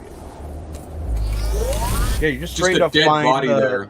You straight up find the scavenger there, like the scavenger's dead body there holding the. You know what? I like this. His eyes the Dark Eagle. His eyes not even shut. I like this little boss fight too. Yeah, this is a great boss fight. Oh, by the way, the Arc Winder Robot Shock just rips it apart. Oh my gosh, the Arc thing was my favorite weapon. I think the Arc Wielder. Arc. Let me look it up. It's in the freaking secrets. Is it Wielder or Welder? Wielder, I think. Arc Wielder. Wielder. Oh yeah, yeah, but considering what it actually does, I feel like that's a typo. Actually, all the weapons makes more sense. All the weapons just blew my mind as a kid. I never played I wasn't familiar with shooters, other than COD, I guess. So this is kind of my first shooting game. Yeah, but Seraph, it's also the Robo Shock combined with doing the spin attack combo with the gun. I personally really like the needle laser for the Vulcan Fury upgrade tree. The only issue with the needle laser is just that it's such a drain. Burns through ammo, but if you're using unlimited ammo, it don't fucking matter. The car, where's the car?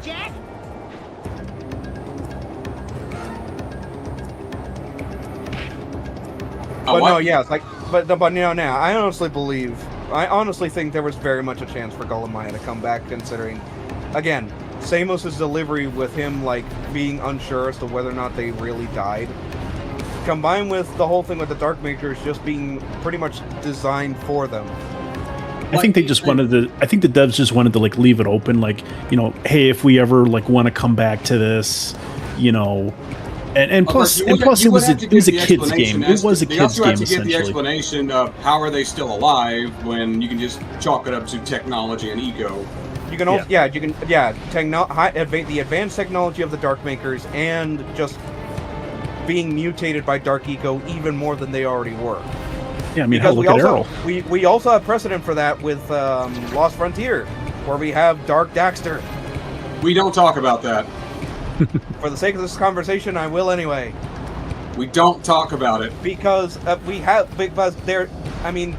with Dark Daxter, it establishes precedent for Gol and Maya coming back anyway. Combined with the line in this very game earlier when we got the invisibility power, where it's they imply, Jak implies that Daxter could turn into something worse with more Dark Eco.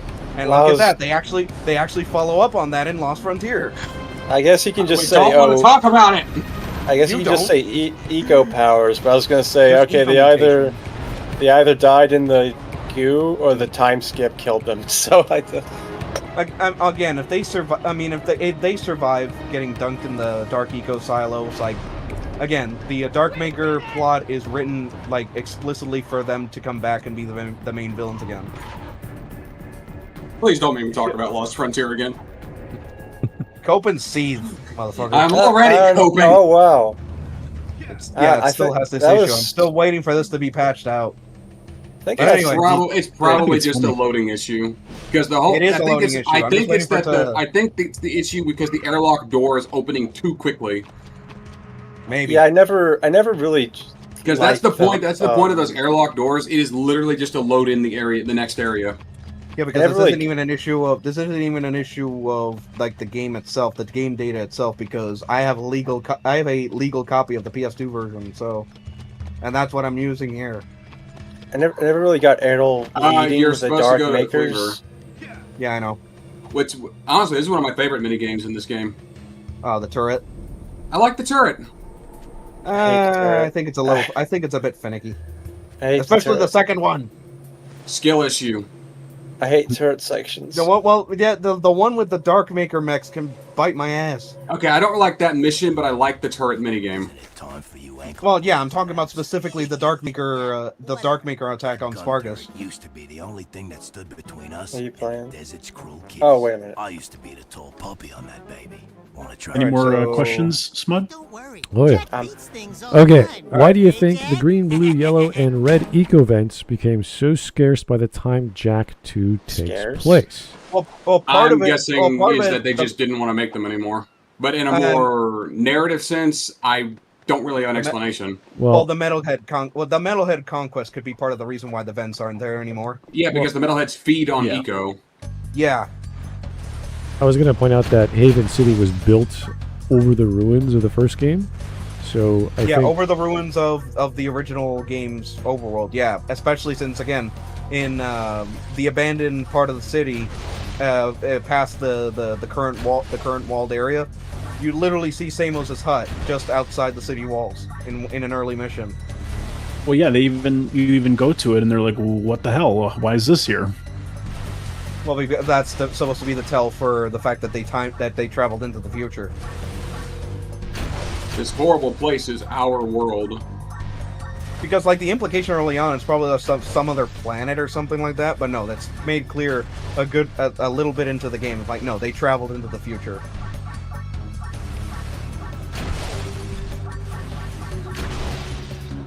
okay.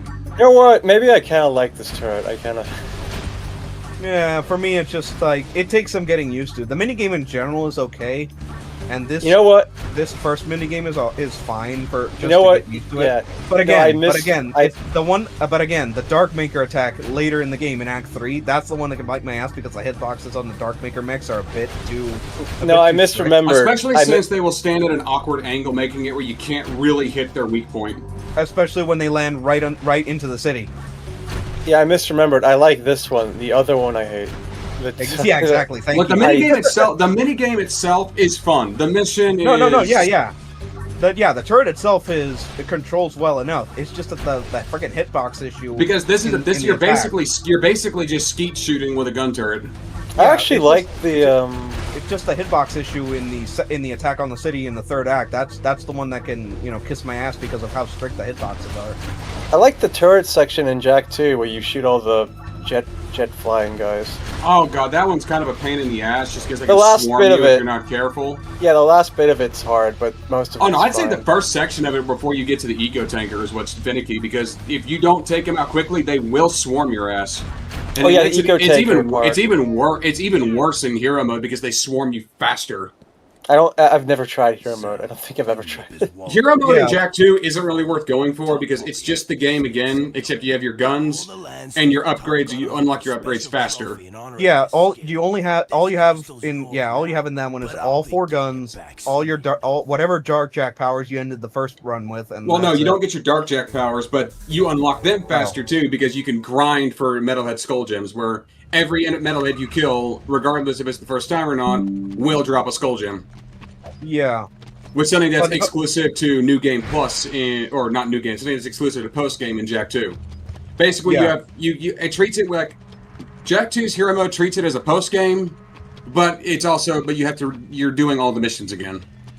Yeah, but to go back to the eco events thing, it's like it's kind of a bit tragic when you think about like the fact that eco is such a major part of the setting early on in the Precursor Legacy, and then to have the metalheads come in, take over a good chunk of the planet, and the eco to become so scarce that's like you like at least in Jak 2, at least Jak 2 and Lost Frontier, you actually see mining operations big enough to the point where it's like, yeah, they are really in such a desperate state to be able to find some eco, any eco at all, to be able to like continue surviving. Yeah, the idea of a shortage is never... Because of how dependent they are on the resource. Yeah, which is like... another kind of similarity it has to Gears of War, where it's like you can kind of see the emotion and the eco as kind of opposite forces, where the eco is nothing but beneficial if used correctly, whereas the emotion is a literal parasite killing everything. Also, I want to point out, even Dark Eco can be used beneficially. We see it in 2 and 3 with weapon honestly, systems. you say that, and honestly, the closest comparison to emotion this game has is Dark Eco. I think it's just they have it divided. It's just that Dark up. Eco is inherently dangerous and volatile. That if used with extreme caution, it will corrupt you. Well, no, that's the same is true with the emulsion in Gears of War. I think my problem was just they have it divided up with the ammo, but what I wish they did is I wish because you see it in the world, the different eco types with the ammo, and obviously like the Dark Jack powers. But do you ever see it in the world in any way? Like there are tankers unfortunately. There are tankers of specifically blue eco, but there's tankers of stuff all around, but they never specify if that's just generic fuel or if that's. They're mining for eco, then they have eco tankers, but there's no one eco source that's outright stated that they're going for. Yeah, it's just because it comes off as, hey, there's all this fuel storage and tankers, and then that's like the catch-all eco oil source, and then that's taken and divided up into the ammo types of different eco. Or something. They never. You don't see it in the world in any other way beyond the ammo, which is what I. Yeah. Yeah, well, like that's as a result of how scarce eco became after the metalheads started taking over. Yeah. Yeah, I just wish there was maybe they could have specified with Vin they talk about the power, and they talk about the eco grid, and they don't I can't help you with your eco bill. Yeah, they don't specify. Oh, electricity. The electricity in this world is the light eco. Is the blue eco. That fuels the electric grid. They have a blue eco grid or something. Well, I wish they did something like that. Like all the different. I think it's implied that all the different eco sources are pulled together into different forms of energy based on whatever on the needs of civilization at that point. I just wish it was blue is the most common for general things. I just wish. Hey, I love this cutscene. Jak? Daxter? Sig! Well, don't you two look sorrier than ever. What are you doing here? Honing my skills. Let's finish this. Whoa, come on, Sig. I'm not gonna fight you. If we don't, he'll kill us both. Rule of the arena. Sorry, nothing personal. Uh-oh. No, but it's definitely a good decision to keep something like the eco relevant after the first game in some way. They have it relevant in the plot and also have it still be relevant in the gameplay.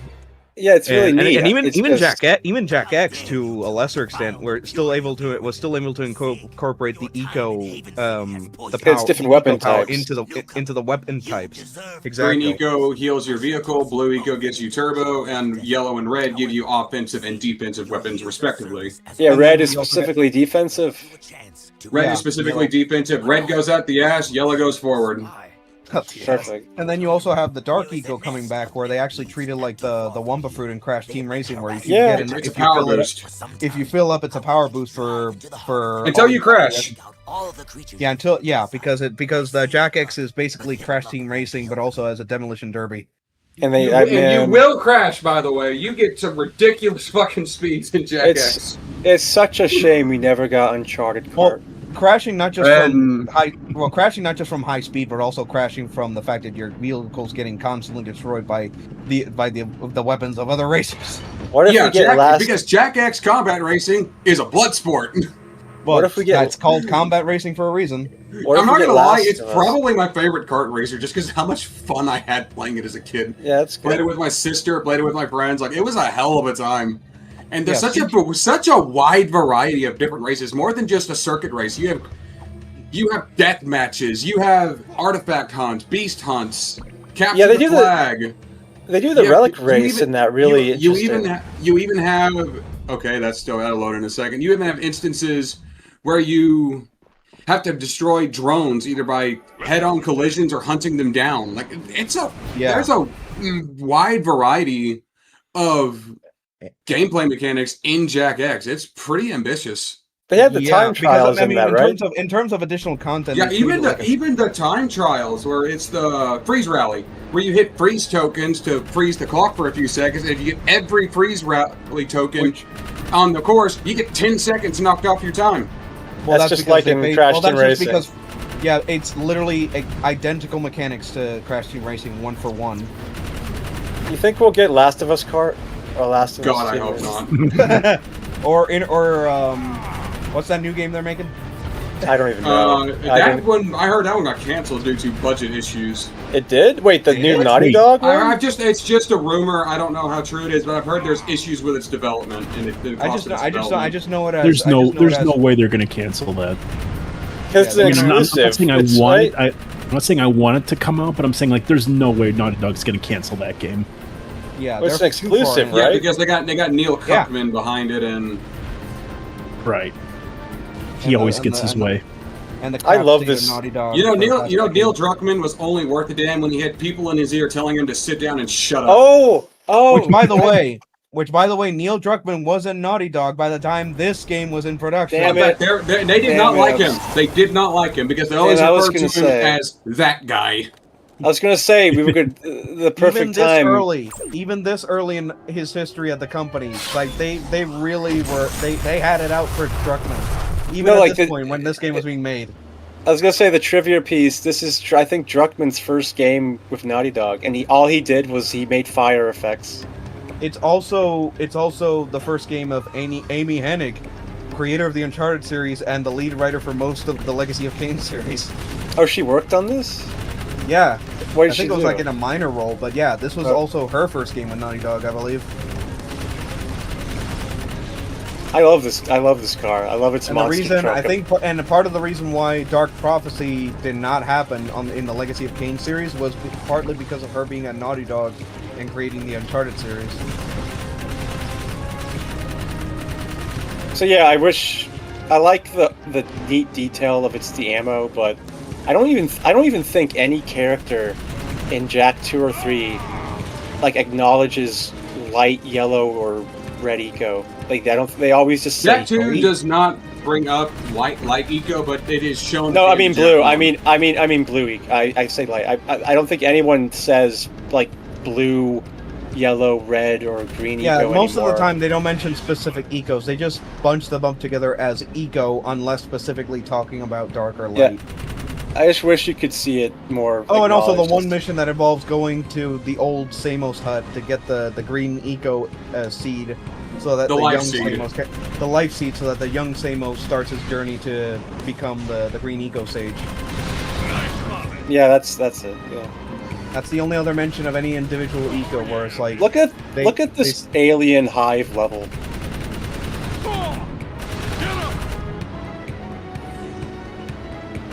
Yeah, this is the Desert Nest. This is I really like this design.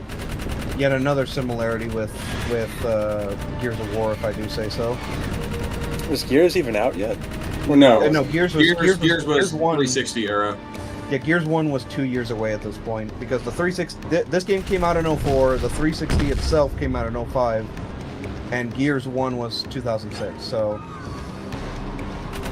Insomniac had their own kind of weird alien race with the Chimera, that they remind me of the Metalheads. In what series? Resistance. Oh, Resistance, yeah.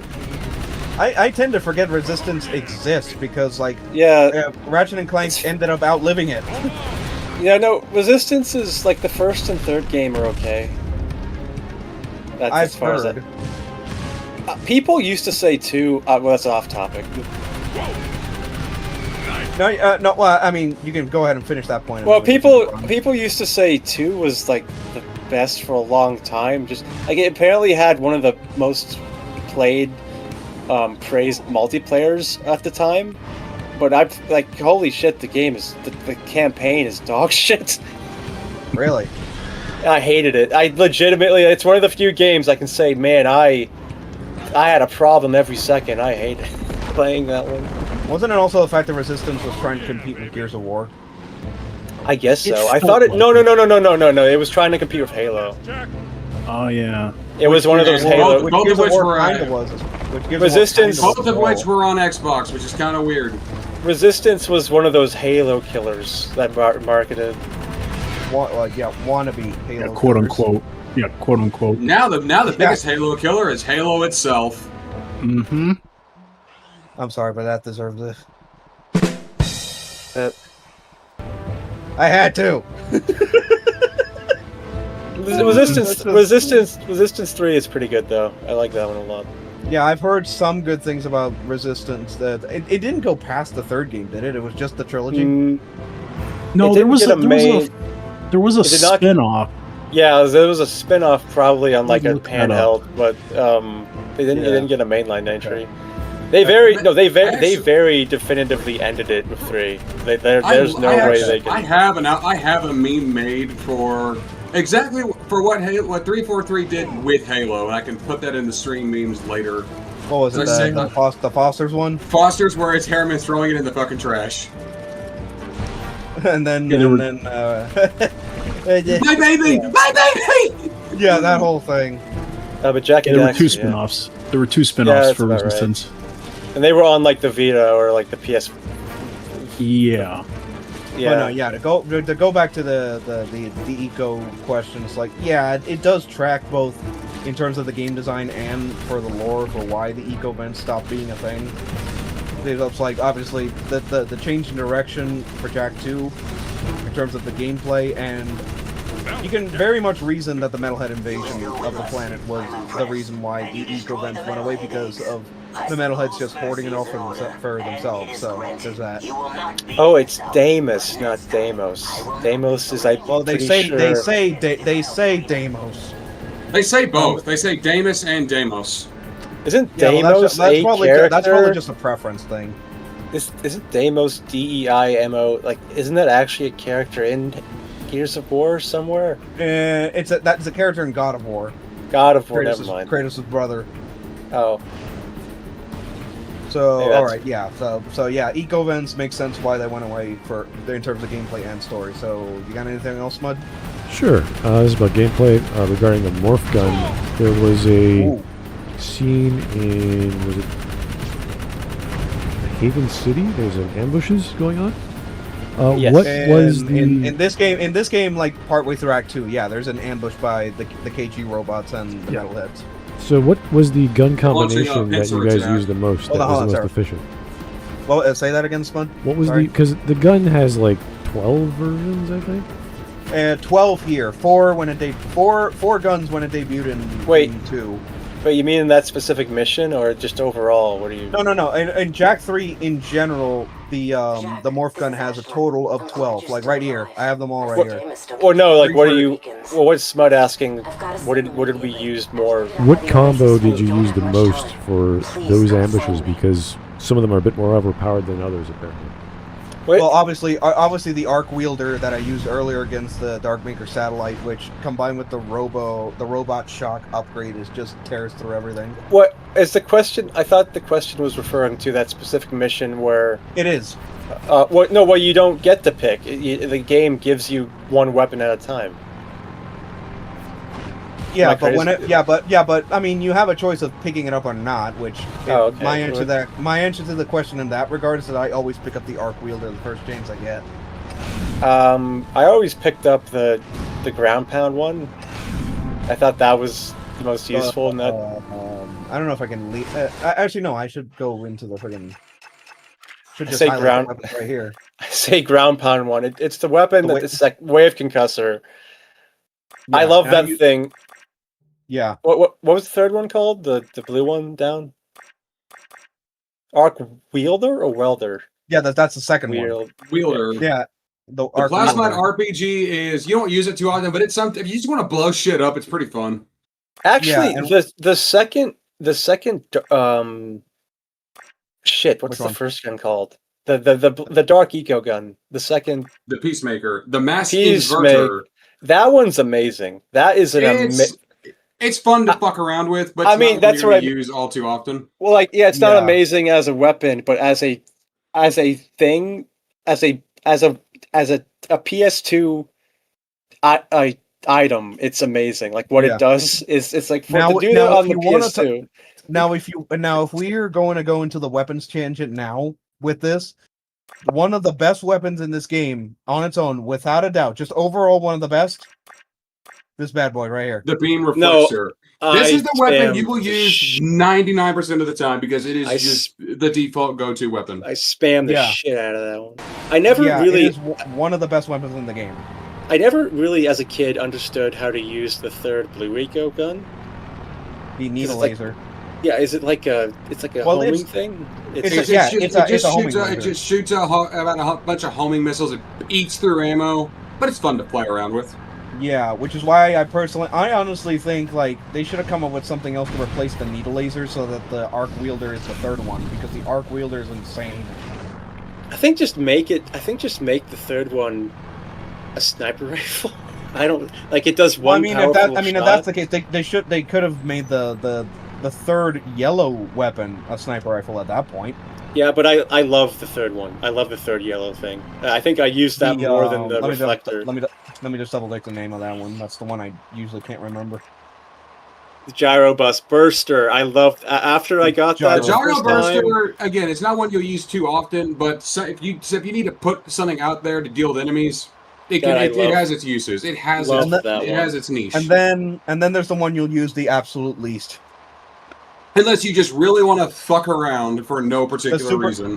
Which is the Supernova, which is the third level dark ammo weapon, which it's like it is already tied to the weapon with the lowest ammo count in the game, which is the Peacemaker.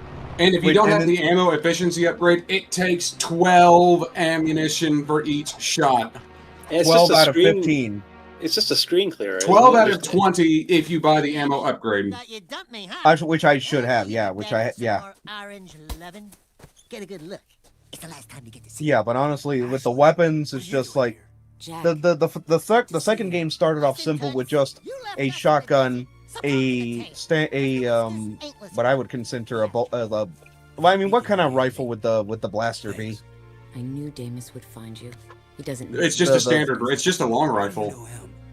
A shotgun, a long rifle, I need you to come back a Gatling gun, We're losing the and or a light machine gun. Or light. Well, not that's light. It is not. Well, no. That since it's meant to be carried into a fight, that would be considered a light machine gun, even if it weighs 100,000. Even if it weighs 100 pounds, if you are carrying it into an actual conflict, it is a light machine gun. Okay, because the government does not care if your gun is too heavy. If it is too heavy, then you are too weak. That'll be 25 push-ups right now. Jack is supposed to be like 18, right? He is 18 at this time of the game, yes. And Ashlyn is supposed to be what? In her 20s. Okay. Maybe in her 30s. I don't remember. Jack X actually lists their canonical ages. I don't remember what they are, though. She sounds like she should be older than Jack. She is. She sounds like she should be probably. But I'm saying like voice based on the voice alone, she sounds like she should be older than Jack. Like significantly older.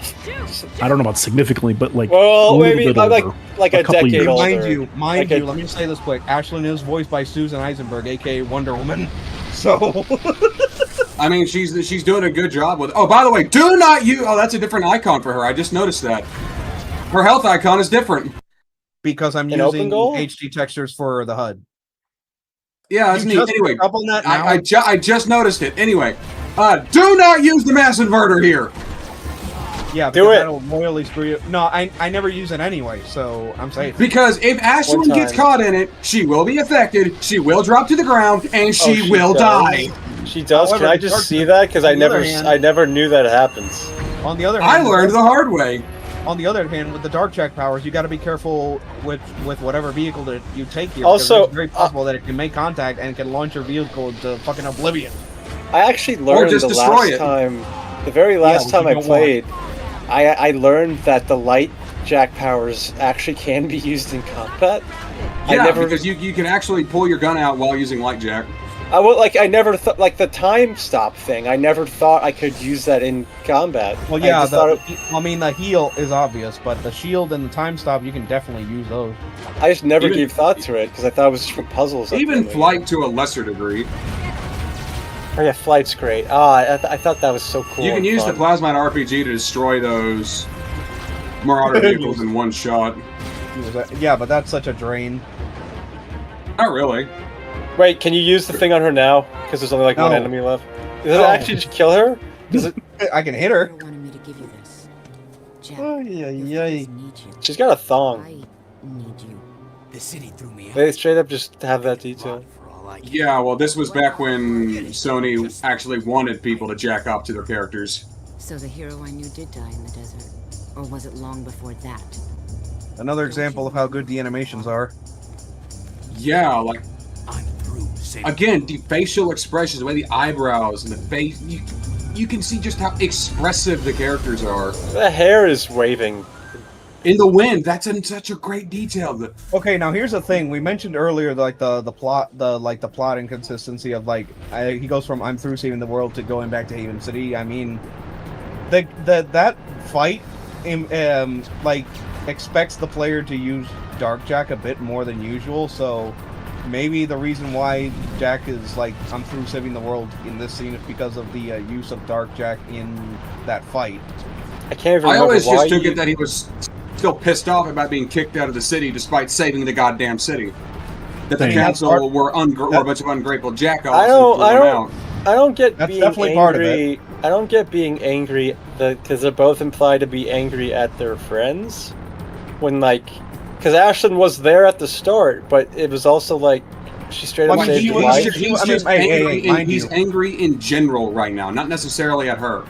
No, and she's also angry at the fact that they went and banished him despite her objections, considering she is the daughter of the former Baron, which logically would imply that she took over her father's position. Literally at the end of the second game, she says, "As the new governor of this city, I hereby order the captain of the Crimson Guard to escort me to an official function." My guess is that the council... My best guess is that the council was formed because, at the behest of the citizens themselves, so that there would be more checks and Also, she does not refer to herself as Baroness. She refers to herself as Governor, meaning an elected position. Yeah, but again, like I said, it's like I was going to bring up the whole thing that the council has been argued to be kind of pointless, considering they're mentioned like in all of like 2 or 3 scenes, and we never actually see them. But again, you can. I mean, I'm not trying to like forgive that plot point, but I'm just like it's just the anger.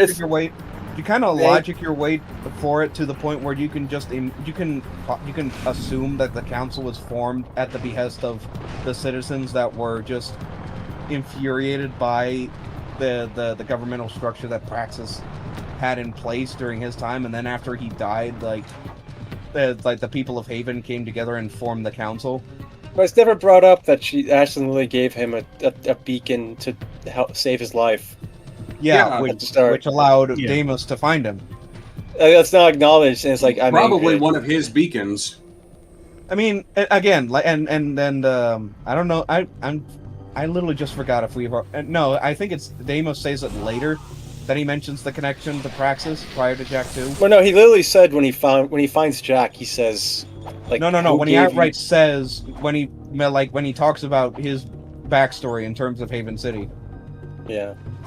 Which I think is after this, like later. I think like it's in the 3rd act actually, but it's like he straight up mentions like that Baron Praxis betrayed him. Which like it's like that can only mean that Deimos was the Baron before Praxis took over. Yeah. Well, he wasn't. He says that he was the head of he was the head of Haven City when he ruled Haven City. Actually, no. Yeah, he says that specifically to. I never paid attention to the walls and stuff. They have actual like. They got the mosquito head iconography everywhere. The precursors, yeah. Yes, this is a precursor temple. It's just significantly different from the temples in the first game. All right, so what else you got, Smud, in terms of questions? All right, this is about high-impact games who made The Lost Frontier in 2009. Oh, okay. Give it to me. Give it to me. Bring it on. Is this part of the official lore, or do you completely ignore it? I completely ignore it. It does not exist. It was a mass hallucination. It is generally ignored by the fan base, but for good reason. For some good reason, yeah. But unfortunately, it is part of canon. I refuse to acknowledge it as canon. Well, that's you. What's a game you feel like a sequel, like that utterly screwed up the canon of your favorite series? Well, the first one, the one that immediately comes to mind is Mass Effect 3. Yeah, I was going to say that. Even the second game does that, so yeah. Well, like, well, I mean, Mass Effect 3 more so though. Let's be honest. As far as the basis for the game being a massive canon mess up. Well, Andromeda then. Well, yeah, because that's what. Yeah. It's hard to measure because when you're talking about Mass Effect 2, it screws up a lot of the little things. Mass Effect 3 screws up a lot of the big things that should have amounted to something. And then Andromeda just sort of says, "Oh," and Mass Effect. Lost Frontier doesn't even connect to anything. It sort of connects back to the Dark Warrior project. Yeah, it does mention it, if nothing else. Oh no, what I mean is the very basis. No. Well, hold on. No, also wasn't the only one experimenting with Dark Eco. Oh no, mind you, it does also continue on from the hints towards Jack and Kira's eco powers, like developing further. Well, no, the thing is, what I mean is the very basis of Lost Frontier's story is the idea that there's that the precursors didn't finish making the world, and they went to a place called the Rift or something, the Brink, and just like they literally didn't finish making the planet, which makes no sense and is not hinted at in anything prior. And then they hint that there's something beyond the Brink at the very end, and is completely undermined by Jak 3. Stating they went to space. Although that can that can be rectified by the fact that the Metalheads took over in between Jak 1 and 2. No, I mean the ending where the precursors at the center of the Earth are like, "Hey, we're comfortable to come out, and we're going to go to space to help." Because they've been in hiding for God knows how long. Yes, so if they didn't finish, like, you could maybe excuse, the Metalhead War caused them not to finish the world. So why the hell did they leave the planet at the end of 3 if they didn't? Although, mind you, we talked about earlier that there's more precursors on the planet than just the 3 Ottsels. Yeah, it just makes my guess, if I had to reconcile it with some kind of reasoning, is that because those 3 left and there weren't a lot of precursors left on the planet, that the making of the world, combined with the Metalhead Wars, the making of the world was brought to pretty much brought to a crawl by the time of Jak 2 and 3. No, it makes no sense. I don't know, it's just... Yeah, because there's several factors in play in the series that you can kind of tie together to have it make sense. There's plenty of games which the setting is kind of serious, so you have to follow it in a serious way. But games like Resident Evil, there's just so many games that it's just like, okay, Wesker's Wesker, he's just gonna do goofy shit. And Wesker's an over-the-top goofy jackass. Well, he's sort of like the alien as well, so he's just sort of doing his own non-human things. And you're like, okay, that's whatever they want to do with him this time. So that usually. I'm not complaining about Wesker. I think he's hilarious. Well, he's fun to watch, if nothing else. Well, the thing is, the Resident Evil timeline, if you really try to get into specifics of like the dates and this. Well, no, it's not really all that bad if you really think about it. A lot of the complications just come with RE1. Because they try to fit a whole and the remakes, as well as the remakes of 2, 3, and 4. Well, the problem. 4 not so much. 2 and 3. Yeah, the problem 3 is kind of bastardized the story. 4 more or less retells the story of the original 4, just more into the cult angle than being a goofy action setting. And then Capcom just gave up after 7. Yeah, there's so much to follow. It's the same issue you have with the Metal Gear Solid series. There's just so many things that are supposed to be this big reveal, and it's like that's. There is a sequence break you can do in this section here due to an exploit with the jet board where you can actually skip the entire fucking game here.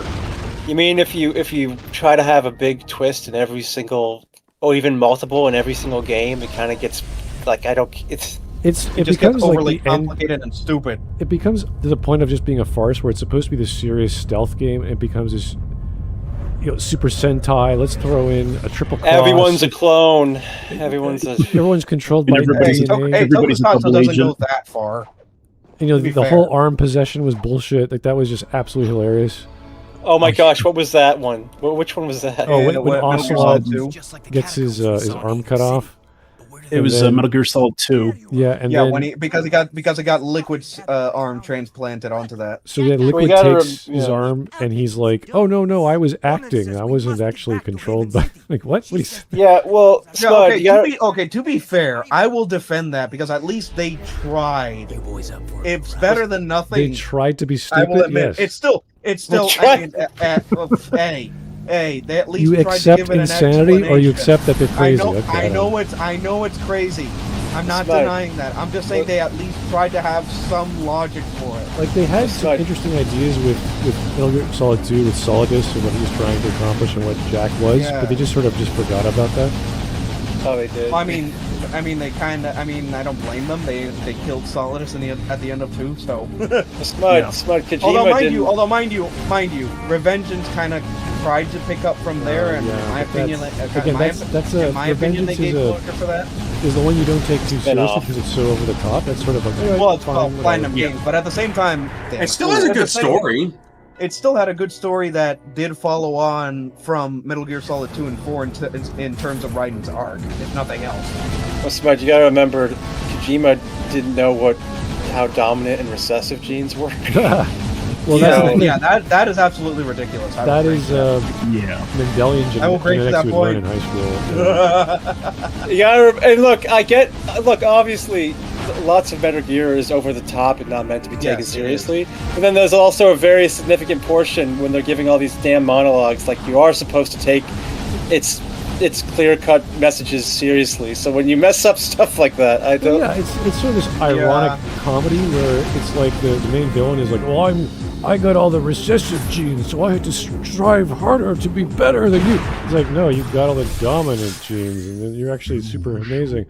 So why are you complaining? You whine. Like, it's all this dumb, crazy twists that makes no sense, and you're just like, okay. Honestly, the one thing I always hated about Liquid Snake was he was always trying to get his quote unquote dad's attention. That was his whole motivation. He wanted to get his dad's attention. Oh my gosh, you got the shield.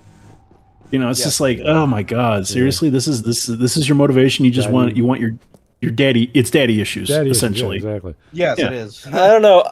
I almost feel like Armstrong had the most interesting motivation of all the. Yes, he did. He did. Most realistic too, I think. I'm American. That's his. I'm American. No, that was the twist. The when Mar built Haven, that was I want no war, so I'm gonna make. I want to end. No, wait, no. He's like, I want to end stupid wars. I want everyone to have a good war, which is literally everyone fighting to the death. That was extreme, but it's like otherwise, like his motivations are clear to try to wipe the slate clean of the Patriots. Kojima's been really clear that the whole theme of the entire series is war is bad and nuclear war is bad. So when you have a villain. When you have a villain who's like that, who actually kind of subverts the message, I think he works really well. Subverting the message as part of, amplifying the message, because like what Armstrong's plan was trying to game the system of privatized war that the Patriots AI. I'm making a war to end all war. I'm using war as a business to end war. Yeah, it was extreme methods that he was employing, but still the ultimate motivation, you can kind of the motivation behind it all, you can kind of get behind it. His motivation and his goals, they're just. His actions are not. That's the point. They are very much extreme. To be fair, Armstrong was a politician, so yeah, it makes sense that he's subverting the message. Yeah, but he was one of the good ones because he needs what he was wanting to do. Because he needs the support of corrupt politicians, so his means is to appeal to them. I feel like his plan was to subvert the system. I feel like he should have been in the best way to describe Armstrong is that he's a Trojan horse. The only member of Desperado that was in on his plan was Sam. I feel like having him and Snake interact would have been the best thing. Yeah, honestly, that would have been hilarious. That was hilarious, and it also would have been honestly insightful considering how Platinum wrote that game in terms of what Armstrong was doing. No, that's a different. I mean, listen to the song "Collective Consciousness." It sounds like something out of Pink Floyd's "The Wall." Yeah. What were we saying? A Lost Frontier. I don't like it. It's terrible. And we don't talk about it. Yeah, I never will played it, give so I have no give it say. at least. It was at least an attempt made to try to follow up on specific plot points from the trilogy himself. I like this. I like Hold on. Let me finish. I will give it credit for trying to follow up on key plot points from the trilogy and such, but I will very much agree that it was a massive disappointment, to say the least. To be completely fair, for a PSP game and a botched PS2 port of a PSP game, it is visually impressive, and some of the eco powers you get are kind of cool. Yeah, it at least made an attempt to try to follow up on what the trilogy established, but we can definitely agree that it fumbled. I like the idea of, hey guys, remember eco? We're gonna be about focus on that. They try to fall back on that. Yeah, they'll follow up on that. They tried to follow up on the emphasis on eco and how important it was, which was established all the way back in Precursor Legacy. You know, that would actually be a really good premise for a new game, which is like the precursors are no longer hiding, and the bad people draining the world are gone, so eco's coming back. Eco is blowing like water again. Honestly, having the precursors back as a part of the world, trying to rebuild it after the metalheads have been tearing it apart. After the metalheads and the dark makers and whatever Gull and Maya were doing in the first game. Like, you could have had, like, hey, the worlds are and you could have made, like, rejuvenated creative environments and done Jak 1 on steroids with even more hub worlds. Yeah, honestly. But they didn't do that, so... Yeah, because, by that point, after Lost Frontier, the series pretty much died, and the only other appearance of Jak and Daxter in any major way was PlayStation Move. Let's look at the level design. We don't talk about that either. Where Jak 2... Okay, there is... No, there's nothing I want to talk about there. Never mind. So Jak 2 takes place in, like, one city, I think? Haven City? Haven City. And the outskirts of the city. Haven and as well as certain installments they have throughout the world, like an eco mine and a drill platform. And the Precursor Temple. Jak 3 is like it's a Mad Max desert with buggies and rotters. Well, that is one of the big influences. Originally, you were going to be able to see the outskirts of Haven City on one end of the desert, but hardware limitations and time constraints kept that from happening. Jak 3 has let it be known that the Goal engine was very much capable of doing it. The problem was the PS2. Jak 3 has two big areas. It's not a connected world. Really, it's the least. It was supposed to be. It was supposed to be a connected world. It's just hardware limitations and time constraints. Yeah, the PS2. A good chunk of it. A chunk of it was the limitations of the PS2 at that point. Yeah, regardless, both games are platformers, right? Yeah. So which one was more... All three of them are, yeah. Yeah, well, obviously. Which one was more fun to play? I used 2 and 3 because 2 was like everything's cramped, and 3 is like it's much more open and different. So they're all fun to play, honestly. So the level design is more fun to go through in 2 or 3? Honestly, it's about the same in my opinion, because they're both really solid. Yeah, honestly, it's a draw between the two because they both do their own thing. I personally love how for different reasons. I like in Jak 2 how you go to the sewer 2 or 3 times. Now, normally repeating the same area in a game is just really fucking annoying, but nice job. Nice. Anyway, as I was saying, I like how the game is like, let me finish the cutscene, then you're dead. You learn something new. As I was saying, I like how in Jak 2, when you keep going back to the sewers, normally retreading old ground gets really annoying in games. Yeah. You keep expanding throughout the sewers. First time you go through there, you're taking out defense systems. Then you're draining the water. And then you're escorting crew's men to the statue. Actually, now that you mention it, the sewer level in its entirety is probably the best level of Jak 2. Honestly. And I'm personally more partial to the Precursor Temple, but yeah. Actually, so I think it evens out because Jak 2 probably has the better platforming levels, but then Jak 3 also has really good levels involving just shooting stuff. Also, it also has a bit more refined gameplay, especially with the expanded weapon system. Yeah, the weapons make the levels where you shoot stuff more fun, but the platform there's not as good platforming section. Yeah, you didn't knock them in all the way. Yeah, excuse me. Like Jak 2 has, like when you go up to the what's it called, the palace, that whole where you're high up in the air. That's one of the best when you're on levels. one of the You can see the world. You can see the extended world around Haven. You can see the Precursor Temple. You can see the ice. You can see the frozen mountains to the north where the drill platform is. Yeah, it's just like you can make see one the ruins mistake, of you're Dead dead. Town. Yeah. That's probably one of the best. Dead Town, that's what it was called. Dead Town, where same as this hut is. That's probably one of the best levels of all 3 games. Is the palace level where you get into it. Yeah, even just the approach to the palace when you're on one of the support wires. Yeah, I really wish that after the Class 1 race, when you go to the palace, Praxis would have been waiting for you there, and you can actually have a discussion with him on what's going on, and that's where it's revealed that Crew betrays the Baron for his own profits, and that's when you're sent to the weapons factory. Yeah, actually, give Praxis a bit more nuance in his plan to use the Precursor Stone as bait for the Metalhead leader. Jak 3 is my favorite. That would have been better for pacing, yeah.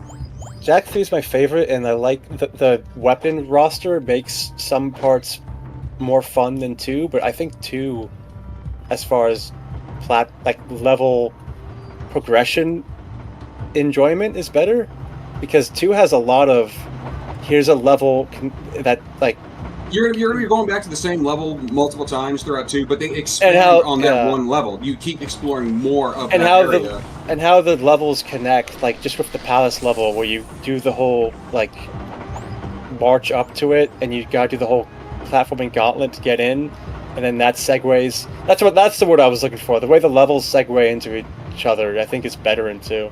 Yeah, the city feels like an actual proper city because the sewers are in the industrial section. You have the pumping station over in the water slums. You access through a drainage pipe.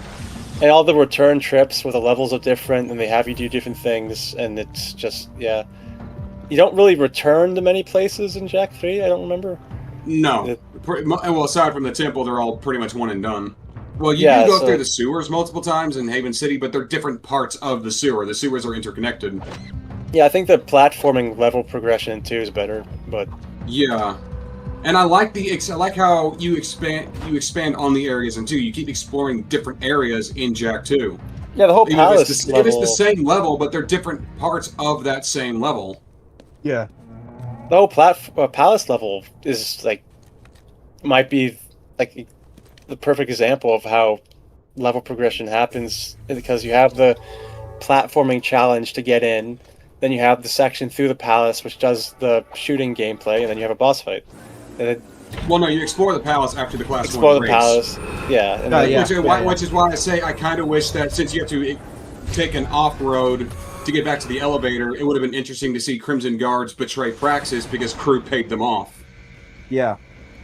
And then that would, again, give Praxis a bit more nuance in his plan on taking the risk of using the Precursor Egg as bait. That also would have been better for pacing, actually. It would have. You gotta shoot the track target. But you can still kill Praxis at the construction site if you want.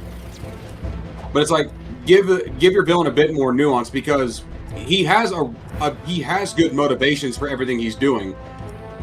He is absolutely desperate to stop the Metalheads by any means. Yeah. For good reason. Yeah, my vote's Jak 2. That's my answer. Yeah, like honestly, it is a toss-up for me between Jak 2 and 3 because they're both really good in their level design. Yeah, and then Jak 1, the levels are just kind of big hubs you run around to collect things, and again, that's fine. It's a collectathon. Yeah. Although the Boggy Swamp is a bit more linear, but that's fine. God, the Precursor, the underwater city level's so good. Oh, that's my favorite level in the game. Yeah. All right. This was something that Gingaman mentioned about the voice actor of Kira. She's played by Tara Strong in 3. But that was Seraph, actually. Oh, that was Seraph? I mentioned that they changed the voice actress in Jak 3. Yeah, go ahead, Spawn. Yeah, I was going to mention that because it's the same character but different voice actors, that ruined the character dynamic from 1 to 3. I don't think so, because Tara Strong is a fine performance. Yeah, that could be blamed more so on the writing than anything else. Well, that's the thing. And then for Lost Frontier, they got once again got a different actress for her. It was still Tara. No, it was still Tara. It was still Tara Strong. Her voice sounds so fucking off in that game. Yeah, but they gave her the direction of having Kira sound a bit older. Well, in the first 2 Yeah, games, you're right. it was Yeah. Anna Garduno? Yeah, she was. She was honestly Digimon. and honestly, for as good as Garduno, for as good as Strong is as an actress, Garduno did it a lot better. Yeah, I prefer Hannah's voice just because she is Kira in the first 2 games. It just that's the voice I know Kira to have. She works better for what they were going for, and also in 3, like Kira's not even really a character in 3. she's just again. That's probably due to rushed development. Yeah. Although, again, to give credit to Jack X, they definitely made up for that a little bit. Yeah, they really flesh her out in Jak X, and I really like her characterization in Jak X. She's flirty, she's sarcastic, she's bold as all hell. One of my favorite moments is when she's arguing with her father about racing, and he goes, "A woman's place is in the garage fixing cars." I'm like, what the fuck? Which is a bit, which is what, but also way too on the nose from a certain perspective. Yeah, it doesn't matter. That's hilarious because that's such a subversion of that line. Like, what the fuck? Yeah, on that from that angle, yeah, I'll agree. I needed quick access to the catacombs below. And I do like that in the Yellow Cup race where she is actually in the Grand Prix. Samos does tell her that he's proud of her and that she raced very well. Yeah. And although the whole thing with Jack and Kira, I believe, like them being like pissy at each other for a little bit in the story, I'm just like, why? That was honestly. That was in Jak 2, not X. And no, Jak there was X, there was a little bit of that in X. Yeah, whatever. I don't remember her being pissy with Jack and Jak X. I know it was like for a few. It was for like a few races, and then they dropped it like a rock. It's like, okay, what was even the point of that? I don't remember that. I remember her being pissy with him and for a little while in 2 because Daxter makes a fucking comment. Yeah, and that's specific. Yeah, and in 2 was also kind of unnecessary because of these two knowing each other for so long. Yeah, but that boils down to her being jealous of Ashlyn. Like maybe if it was before she was revealed to be Kira, when like prior to that point she was just behind a curtain and didn't know who she was dealing with. Like maybe at that point of it had happened. Okay, fine. They don't know who the other is. Yeah, in fact, they did do that. She's kind of snippy with him until she realizes it's Jack. Like, can you fuck off? I'm busy. Well, she only realizes it's Jack because Daxter tells her off. Yeah, because Daxter opens his fucking mouth. But yeah, I was going to say. Wait, I know that voice. Because she hasn't heard Jack talk before. Yeah. Like Jack, I do like that in Jak 1. Jack is selectively mute because you see him try to speak a couple of times, and Daxter always cuts him off. Yeah, because ultimately it's like by late game, Jack's just like, yeah, there's really no point for me to say anything. Like he is soft spoken. He just chooses not to speak. Oh, you can use the shield for that? I never thought. Yeah, that doesn't work because you have to wait for them to cool off. It worked. It's just that I didn't hold it all the way because I thought it already cooled down enough. I haven't played Jak X in a while, but I don't remember Kira being pissy with him in X because she's flirty and sarcastic throughout Jak X.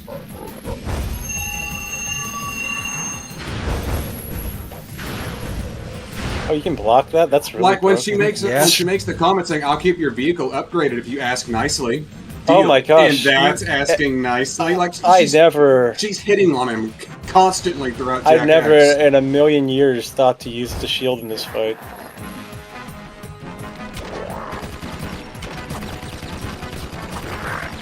No, but yeah, the whole thing. I think that might be. I think I remember like at least one other cast change in the series, but I'm just. I don't remember. I don't think so. Kira changed. Well, aside from the obvious one of Jack actually got a voice actor in the second game. He actually does have voice lines in one. Well, not lines, but every now and then he'll say. Sometimes when he's hit, he'll say "ouch." Well, that's like saying Isaac. That's not really a line. It's somebody's voicing it. Yeah, but that's like saying Isaac Clarke had a voice in one. That's like. I'm cheesing it. I don't care. No shame in it. I believe you can get it from that middle platform there that you were just jumped off of. I like how you froze time, but like he's still tracking you with his gun. You're not frozen in time. You slowed it down. He slowed it down, but like he's still moving at normal speed. Yeah. Oh, was he? Well, was he just tracking me the same way? Yeah. His but then you could chalk that up to, since it's precursor tech, it's immune to the slowdown, even if his weapon systems Hold aren't. on, remind me to do it again on the last stretch there, so I can actually see it. This is like because you would think his tracking would like be just as slowed down as everything else about him. We'll test that here in just a minute. Speed, I think. Yeah, the pillars have to come. I don't think there's any cast change beyond Kira and Jack. Yeah, they well, all Kira had a cast change from 2 to 3. Alright, so let me just try that. Yeah, watch his gun arm. Look, see? Yeah, that's crazy. Look, he's very focused. Wow, that's He's just... still like looking. He's still like aiming at you. Why is it solar flare? It's because the explosion is slowed down. The explosion from the frickin' minecart. Wow. To learn something I love new the every day. power down in the cutscene there. That's because the cutscenes are real time, for the most part. What was the other thing earlier that we laughed about? You dying in the middle of a cutscene. See what kind of trouble. No, that was funny. Oh yeah. No, the this is drill where- thing activated, and then. And this is where you're supposed to get the arc wielder. And the thing is, you get it right as you come back to Haven City, where you have to start dealing with the KG bots. So, also, I just find like the complete coincidence of Crimson Guard bots being abbreviated to KGB. Oh, you're right. Shit. I just find that funny. I don't know about anyone else, but that's just me. That's just a fun coincidence, considering that, well, you know, it just writes itself. And speaking of Kira, Where she doesn't talk at all. yes, for some reason, even though they had recast her, I have no idea. Unless this was like early in development where they hadn't recast her yet. Maybe. Still as green as the stuff between my toes. See, Kira? I knew I could feel Jack's energy. All right, Spud, Her you got hair. anything else for us? hair looks I think there's one more. Those passageways. This is about crew. must be terribly How do you feel Alrighty. about crew managing to be a major villain in Jak 2 and still pulling the strings from beyond the grave in Jak X combat? I think that's pretty damn great, actually. It just shows how much influence a crime lord has. If you pay attention, at the very end of the game, it's revealed that Rain was never poisoned. If you Rain, He says- for context, Rain being Crew's daughter. Yeah, this message says if you pour your glass for 3 seconds and no more, it will not contain the lethal dose while everybody else gets the full dose. And she poured hers first. We should have stopped, Vigor. I'll stop him myself. And Jack would not drink from his glass until he saw her drink. Yeah, I have a So feeling Jack that never trusted Rain right from the get-go. He was always and suspicious of her. that, and I had a feeling that even with that, Crew still had Jack in mind when it came to that plan. Considering, I'm pretty sure, my guess is that he came up with the last steps of that plan, like, late into Jak 2, just to finalize it. Yeah. Because the correct.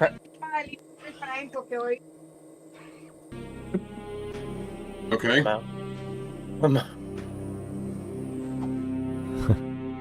You muted? No. Yeah, sorry about that. But I was gonna That's say, fine. it's like the crass. I was gonna say, it's like my guess is that he was finalizing that plan like near the end of Jak 2 before he set up his plan for the Metalheads. Because like the Crash City World Championship would not happen for another 2 years, like at least a year and a half, at least a year or so after that, and most 2 years after the events of Jak 2. So he had plenty of time to set everything up in the lead up to the World Championship. Yeah. So that's just an additional layer added to him in terms of how much influence he had, not Especially just since in Haven, but also in Crash City as well. Especially since his plan is also to get rid of a rival family. To get rid of Mizo. Also, the reveal. Oh, spoiler alert! But there's the reveal that GT Blitz's Mizo was subtly foreshadowed throughout the entire game. One such example is when Pecker comes into play and pats GT on the back a little too hard. You see the toupee fall off. Now you think that he's just kind of pissy. He's bald. He's vain. It's funny, and it is. Yeah. But it's disrupting his disguise, and throughout the story, when they speak with him, he knows more than he should. Now you could, without the knowledge, you can chalk that up to his media connections. But one thing that really sets it off when Mizo tells them that he's willing to forgive and forget, just drop out of the race and leave, no harm, no foul, and they refuse, he asks them, what does crew have on you people? And anyone paying attention knows that it's the whole thing with the poison. Yeah, but Blitz shouldn't have known that they were racing for a dead man. But at the same time, Mizo also didn't know about the poison. Yeah, it's like, why are you... Like, he shouldn't have known that they were racing for a dead man, but he didn't know about the poison either. He was like, what does crew have on you people? Like, he's in shock, like, who the hell are these people? Because I'm pretty sure he at least knew crew was dead, didn't he? Yeah, he would have to have known crew was dead. That was his rival gang lord. Yeah, Mizo had to have known about the metalhead attacks on the city. I think it's fine. Even though Mizo, they wouldn't really affect Mizo if nothing else, because like they affected crew directly because he was one of the big crime lords in Haven City. He was the big crime lord in Haven City. Yeah, which means that which, like you said, the whole rivalry thing, which would be the thing that would factor into the possibility of Mizo knowing about the status of Haven City during the Metalhead Wars. I think it's a fine idea for a spin-off plot. That's really... Yeah, honestly. I mean, it is following directly from Jak 3 explicitly, so... I mean, you really didn't have... Even bringing up plot lines and details from Jak 2. 2 and 3 both. I think it's far better than a lot of other stuff they could have contrived to force a story after 3. Like what people argue for Daxter. A little bit, yeah. Which honestly, I don't mind Daxter having his solo game. It's just... It's fine. It's not relevant to anything. That's the problem. Yeah, but it's a neat thing to have to know what Daxter was doing in between Jak 1 and 2. Yeah, it's just it doesn't really do like, oh man, show me how Jak, because I thought it would be more, hey, how did Daxter break him out? It's not really. Although no, it did actually have near the end of the game, and had the scene between Errol and Viger talking about the dark eco versus light eco. Yeah, minor approaches. Your audio's freaking out. You know what? Yeah, a little bit. Yeah, it did have that like one, even though it's ultimately redundant. That to have that scene, I like that they had that scene in there just to show that there was still to show the lead up for what the falling out was between Viger and Errol leading into Jak 2. And also the fact that Viger was still Count of the Baron's government during the event of Jak 2, we just never saw him. He wasn't just installed into power in Jak 3. He was there pretty much from the beginning, working alongside Errol and Baron. I don't get the question being like, well, why would people have a problem with that? With crew being the plot point for X? Yeah, honestly, it was pretty well done, especially since that was still Naughty Dog. The crew was like a fan favorite, wasn't he? So crew is a really liked character. Like he's a total sleazebag, but that's the appeal of the character. Yeah, he's one of the most memorable villains in the series.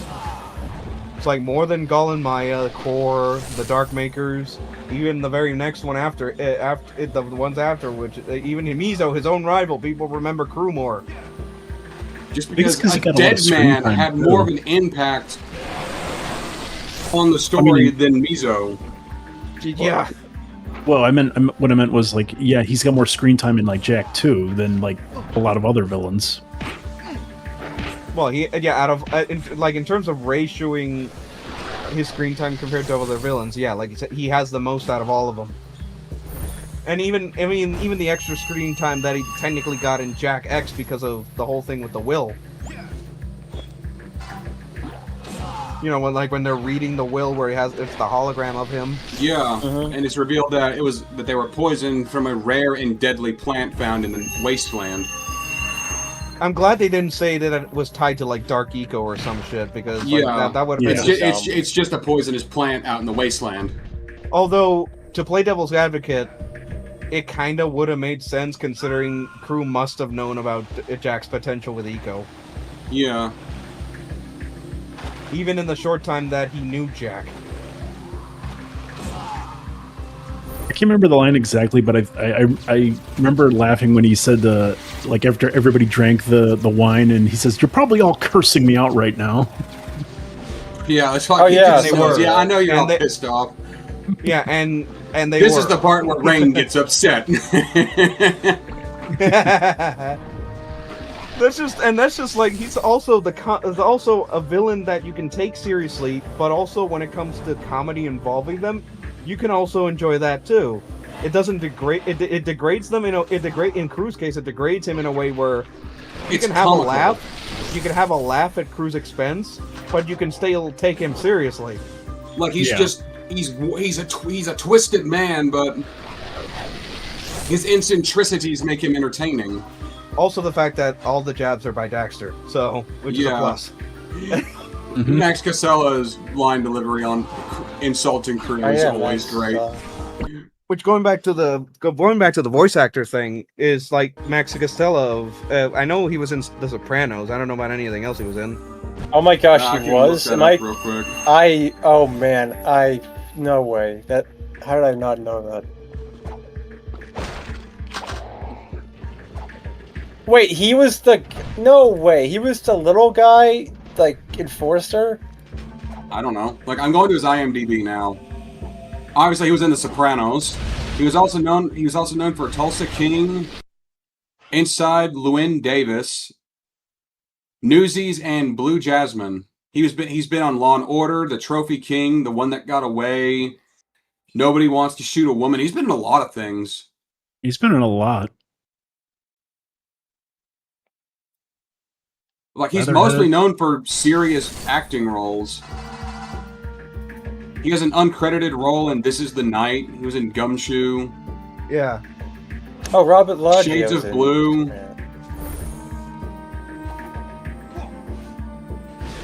A lot of TV shows. Like a lot of TV shows. Like he is a serious actor. Like, and he reprises his role as Daxter in everything he does, even all the way to PlayStation All-Stars Battle Royale. That's a fucking mouthful. And PlayStation Move Heroes. Yeah. How can I not find him on? I'm trying to find the character he played. He did reprise his role for Lost Frontier, for whatever that's worth. I think in terms of voice acting, Daxter is like literally the only thing he's ever done. I'm fairly certain. No, he was in Grand Theft Auto 4 as a Union official.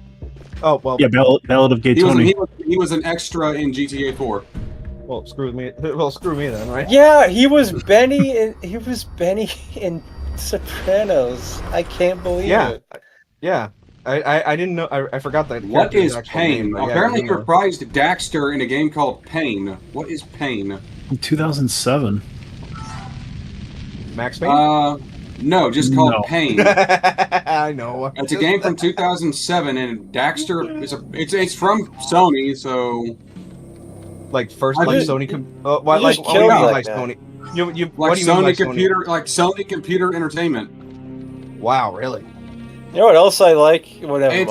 I have no idea what I'm looking at. It looks like it's a game where you just fling people into shit and put them in painful situations. When I was a kid playing this, I didn't know what that mission icon was because I was a little kid, so I didn't know that was a martini glass. I was gonna say it's a freaking martini. Okay, so I'm looking at the cast for Pain. David Hasselhoff is in this game. What the fuck? Really?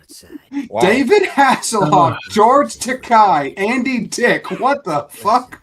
George Takei was in Batman Beyond and Avatar for some reason. He's trying to use precursor what the fuck? For something. Figures. That guy George Takei did a lot of voice acting. You had big name actors in this. What the fuck? That's weird. Attack into the port and we got cut off. Now we can't get back to Freedom HQ. Like I said, and he's of course known for playing Benny Frieso in The Sopranos.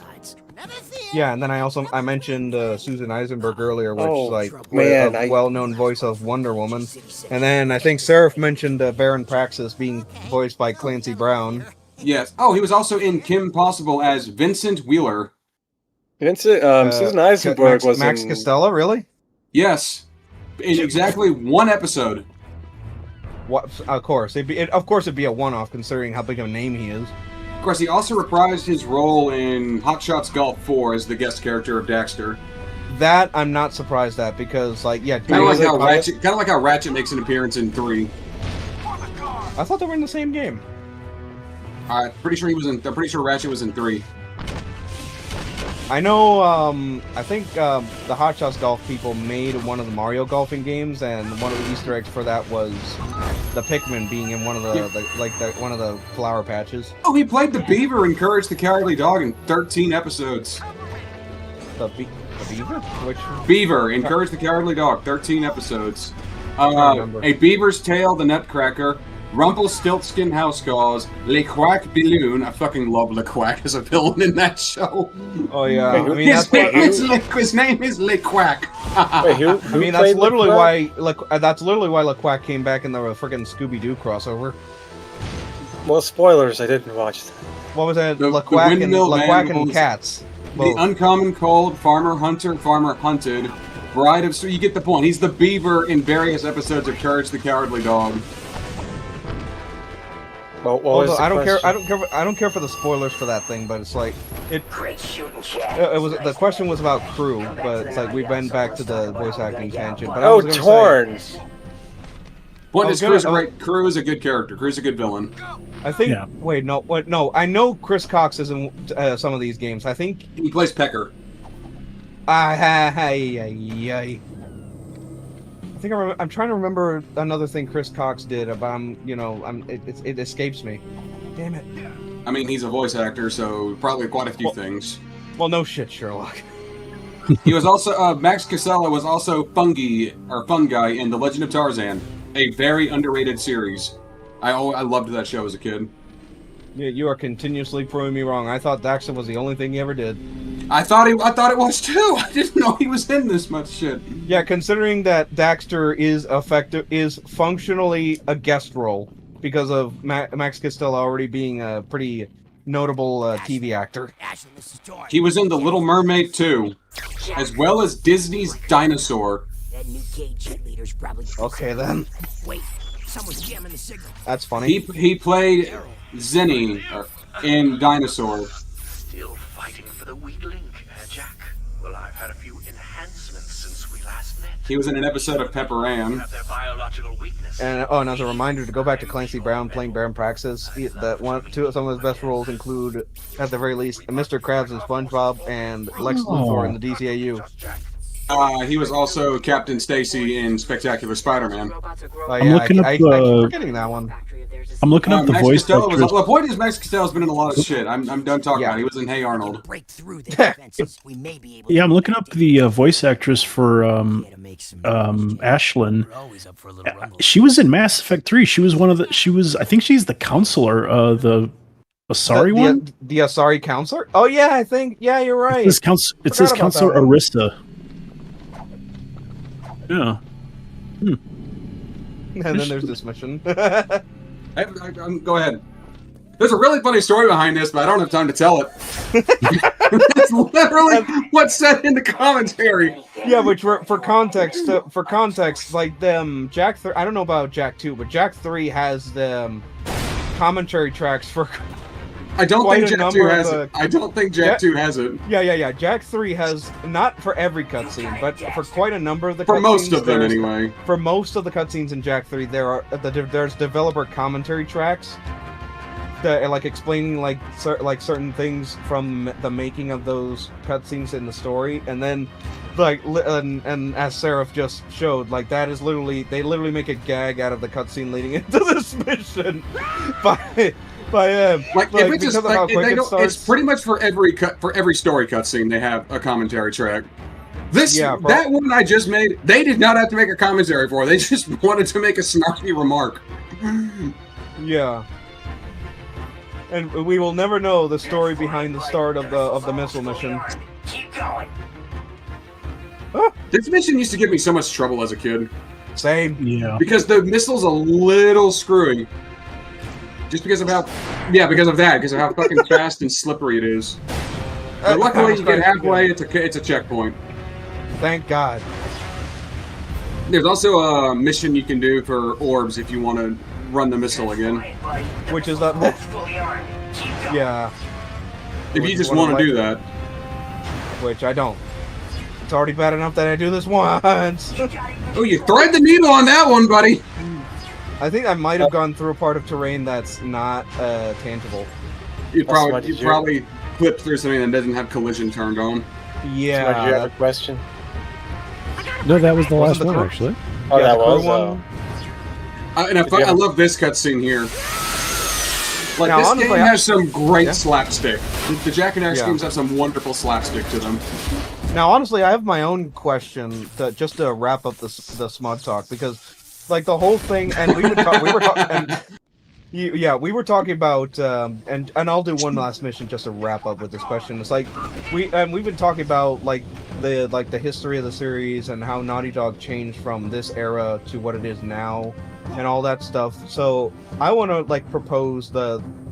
remind people of the whole thing of, like, out of all the Naughty Dog stuff, it's like, this is honestly the only one that's, like, legit dead, and yet people seem to remember this property the most, usually, out of all of the Naughty Dog properties. Even Also, more some than great Crash. jiggle physics on test there.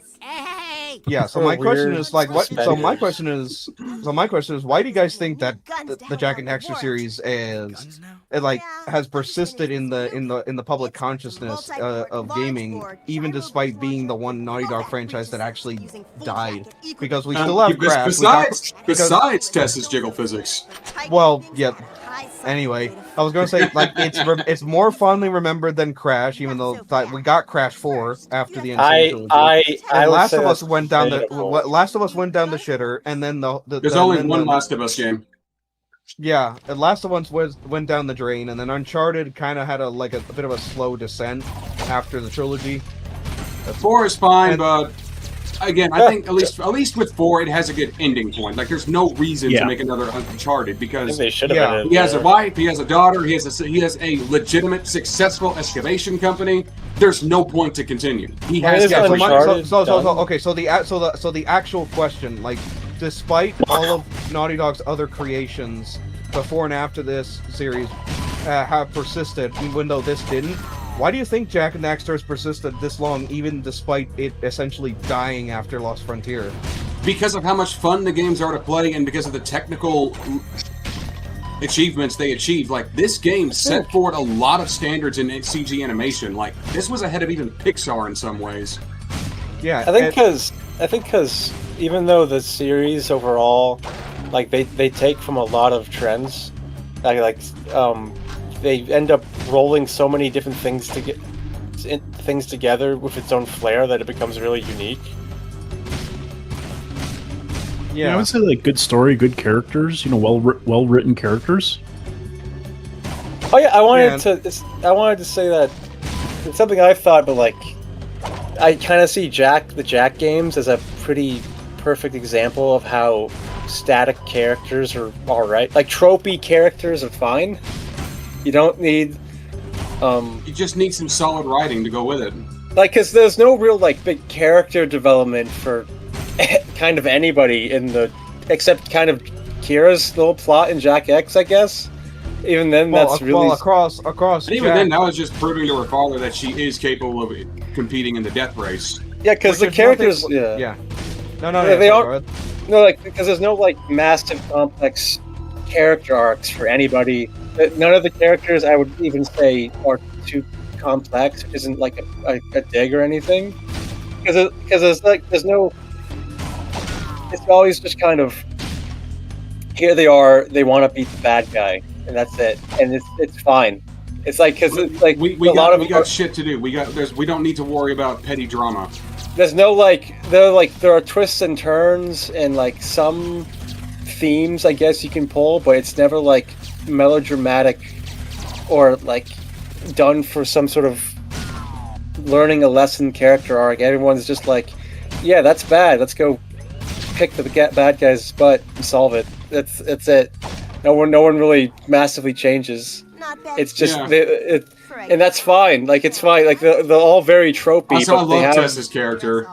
Yeah, she's.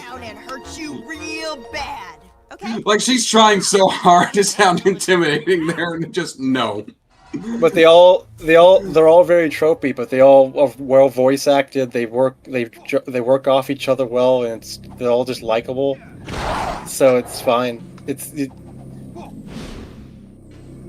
Yeah, it's honestly a serious. I honestly see it as a serious that really wasn't. It was willing to try out new things. It's like because the first game, like for the most honestly, part, the first game is kind of the weakest because it's just kind of it's just a solid 3D platform. You collect shit, you do little jobs to get the things you collect. Yeah, that isn't even a bad thing because it's still a really solid game. But the point I'm getting at is that it was still willing to try new things, despite like the new direction after the first game, just pretty much just being kind of a ripoff of GTA. But at the same time, within that direction, they were still able to try. They were able to do a lot more with it. They were able to tell a compelling story with great characters. I think the first game is still pretty notable just for like its level design. Oh, absolutely! Especially since it was groundbreaking in game development. There are, aside from the elevators and the warp gates, there are no loading screens. Yeah, but it's very like drop in, free to roam and play as like that kind of. I think it's still pretty unique because there's not many platformers like that right now. There aren't. Well, I think the greatest competitor would be Ratchet and Clank. It's a very similar style of gameplay with weapons and having. In fact, in Jak 2, if you go to the stadium section of the city, you can actually see a poster of Ratchet and Clank. As well as when you go throughout the city and going commando, you see posters of Jak and Daxter from Jak 2. Yeah, I believe in one of the Ratchet Clank games, you can actually see a precursor artifact on the mantle. Oh yeah. Yeah. Yeah, it's different. They would reference each other constantly. In fact, you can see on the lurker totem pole in Jak 2, you see Clank is among the totems. Well, when you compare the two, I mean, you compare the other major platformers at the time, they still compare to Mario, but you're looking at a narrative. Like, there's lots of cutscenes, there's lots of great transitions between levels that are just seamless, that just feels smooth to go through. Whereas all the other games, they're more puzzle-based. I think Ratchet and Clank has like this really fast speed mechanic where you can just run through things really quickly, or get into vehicles very quickly. I think the closest to that is the charge boots, which were introduced in Going Commando. Right, compared to like Crash Bandicoot, which is a relatively slow game, it's just totally fine. Even Sly Cooper is a slow game that people. Sly Cooper's the slowest, probably. Well, it's a stealth game, so. Yeah, so there's all this style of platforming that's colorful and for all ages, and this is perhaps the most, I wouldn't say the most mature, but it's got guns, it's got this big interplanetary story. Yeah, there's all these big things happening, so it's not just collecting fruits and powering up your dragon as he hovers through the air. My dragon. Spyro. There's more going on. That it's more imaginative. It's more creative, and the technology is definitely there. So I wouldn't say it's superior to these games in a narrative sense, but there's more of it for you to appreciate. But I would say the argument is the technology is more for what it was doing 20 years ago. It was way more ahead of even Mario games, I would say. Yeah, and again, as a reminder to reiterate the point from earlier, it's like the engine of these games is literally a combination of assembly and Lisp, which as Smud has pointed out, Frankenstein abomination, and it's brilliant. And people still talk about the end result is, in my opinion, one of the best game engines functionally in gaming history, right alongside the Source engine, honestly. Yeah, people still talk about Precursor Legacy and how, just technically speaking, it's still unbelievable. It's honestly it's a massive achievement. With what they achieved is incredible. Yeah, you look at Precursor Legacy, which came out in 2001. It's a game from 2001. It looks that good, runs that smooth, and is an interconnected world. games coming out today that cannot achieve that. Yeah, I was gonna say my point. I was gonna say my point on that is like you look at Precursor Legacy, which is 2001, and if you look at the wider landscape of gaming in like at least a good chunk of that decade, it honestly feels like and looks like the game came out in like the mid to late 2000s with how far ahead of the curve it was. Or do you remember when God of War Ragnarok, or maybe it was 2018 too, where they came out and there were these articles praising God of War, the new God of War game is going to have a seamless campaign where you no, it doesn't. They were saying it was like one of the first games to do a completely seamless, no cutscene. Except it wasn't. Broken camera. Except it wasn't, because that was a little game called Half-Life. Well, like what they were saying, like Jak and Daxter was on did the that. PlayStation 2. It was also Jak and Daxter did that. Jak and Daxter had a seamless. It could have been on the PlayStation. Half-Life 1 could have been on the PlayStation 1 if it wasn't so far ahead of the curve. Well, like I said, it was on the PlayStation 2 and it achieved all of that. Yeah, it's like.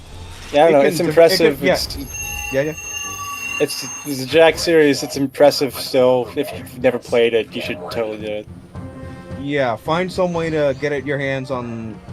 Yeah, let me just go over to the Naughty Oxel to finish it off there. But yeah, it's like Jak and Daxter is a series.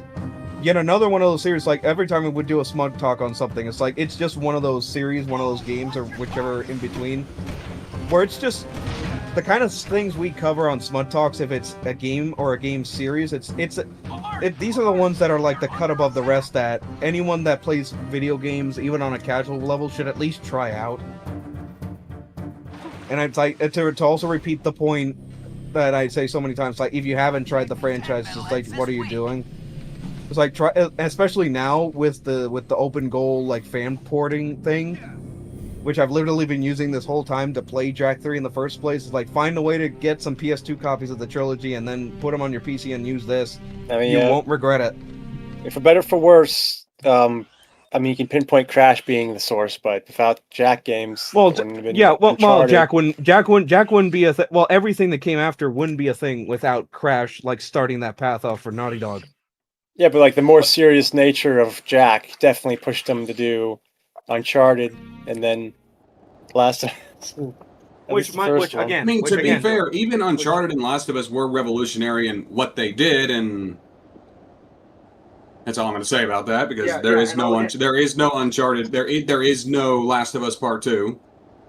Yeah, which again, to bring it back to this, just to cap it off, is like we wouldn't have the direction Jak went after the first game without Grand Theft Auto 3. Let's be perfectly honest. It's like if it wasn't for Crash Bandicoot opening the door for Naughty Dog in terms of like having that into the gaming industry, and then follow that up with Naughty Dog being exposed to Grand Theft Auto later down the line, we wouldn't have the Jak series the way we know it now. Well, Way of the Warrior opened their door. Well, that's a whole other thing. Technically speaking, because they got Way of the Warrior impressed someone that they got their shot with Crash, and then the rest is just. Well, yeah, Crash was a given considering, like how well Naughty Dog progressed in the industry at that early point. But for the sake of Jak and Daxter, we wouldn't be at this point without Crash in particular, because that's what gave them what they needed to like take things to the next level with the Precursor Legacy and everything that came after. So. Needless to say, if you haven't played the Jak and Daxter series, like, try to find a way to do so. But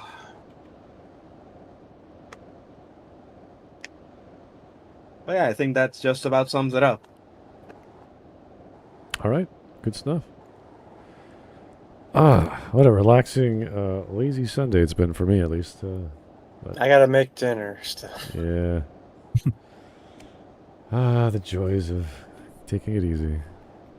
Just so you know, Ted Price does not want you to call Ratchet and Clank a platformer. So he was very upset about that when they first put it out. What's the genre then? He was adamant it was a third-person shooter, I think. He really did not want people to call it a platformer. Okay, that's okay. Kind of a third-person shooter. Yeah. I don't know. I guess he wanted it to be seen as like a Mega Man kind of game. What? I mean, you can kind of argue with that, but that's even though Mega Man, even though people call Mega Man, it's weird. He did nothing.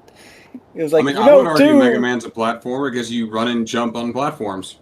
I mean, there's a reason why Jump and Shoot Man became such a meme. Jump and Shoot Man. It's But like, anyway, hey, yeah, go ahead, finish your point. I mean, I guess if you want to split hairs, it's more of a running gun than a platformer, but it still has platformer elements. I'm joking, but he really was upset about that for a time. Anyway. All right, guys. Thanks for joining in. Thanks for talking with everyone here. And hopefully we have another one soon. It's hard to organize these things because everyone's busy in the summer and life and stuff. So we're at least making the attempt. Yeah, it's hard to get everyone organized and together and talking about things that they want to talk about. But we do have fans of all kinds of games and genres, and it's always nice to. Yeah, just a matter of picking out what we can talk about that can be relevant, but also have plenty of talking points for the conversation, and what to have in the background in this case. Did you ever do a Crash Smudtalk? Maybe someday.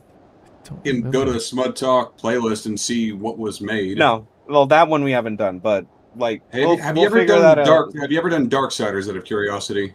Not that either. Maybe at some point. We'll plan these out. Especially with Darksiders 4 being in development. Yeah. Well, maybe at some point.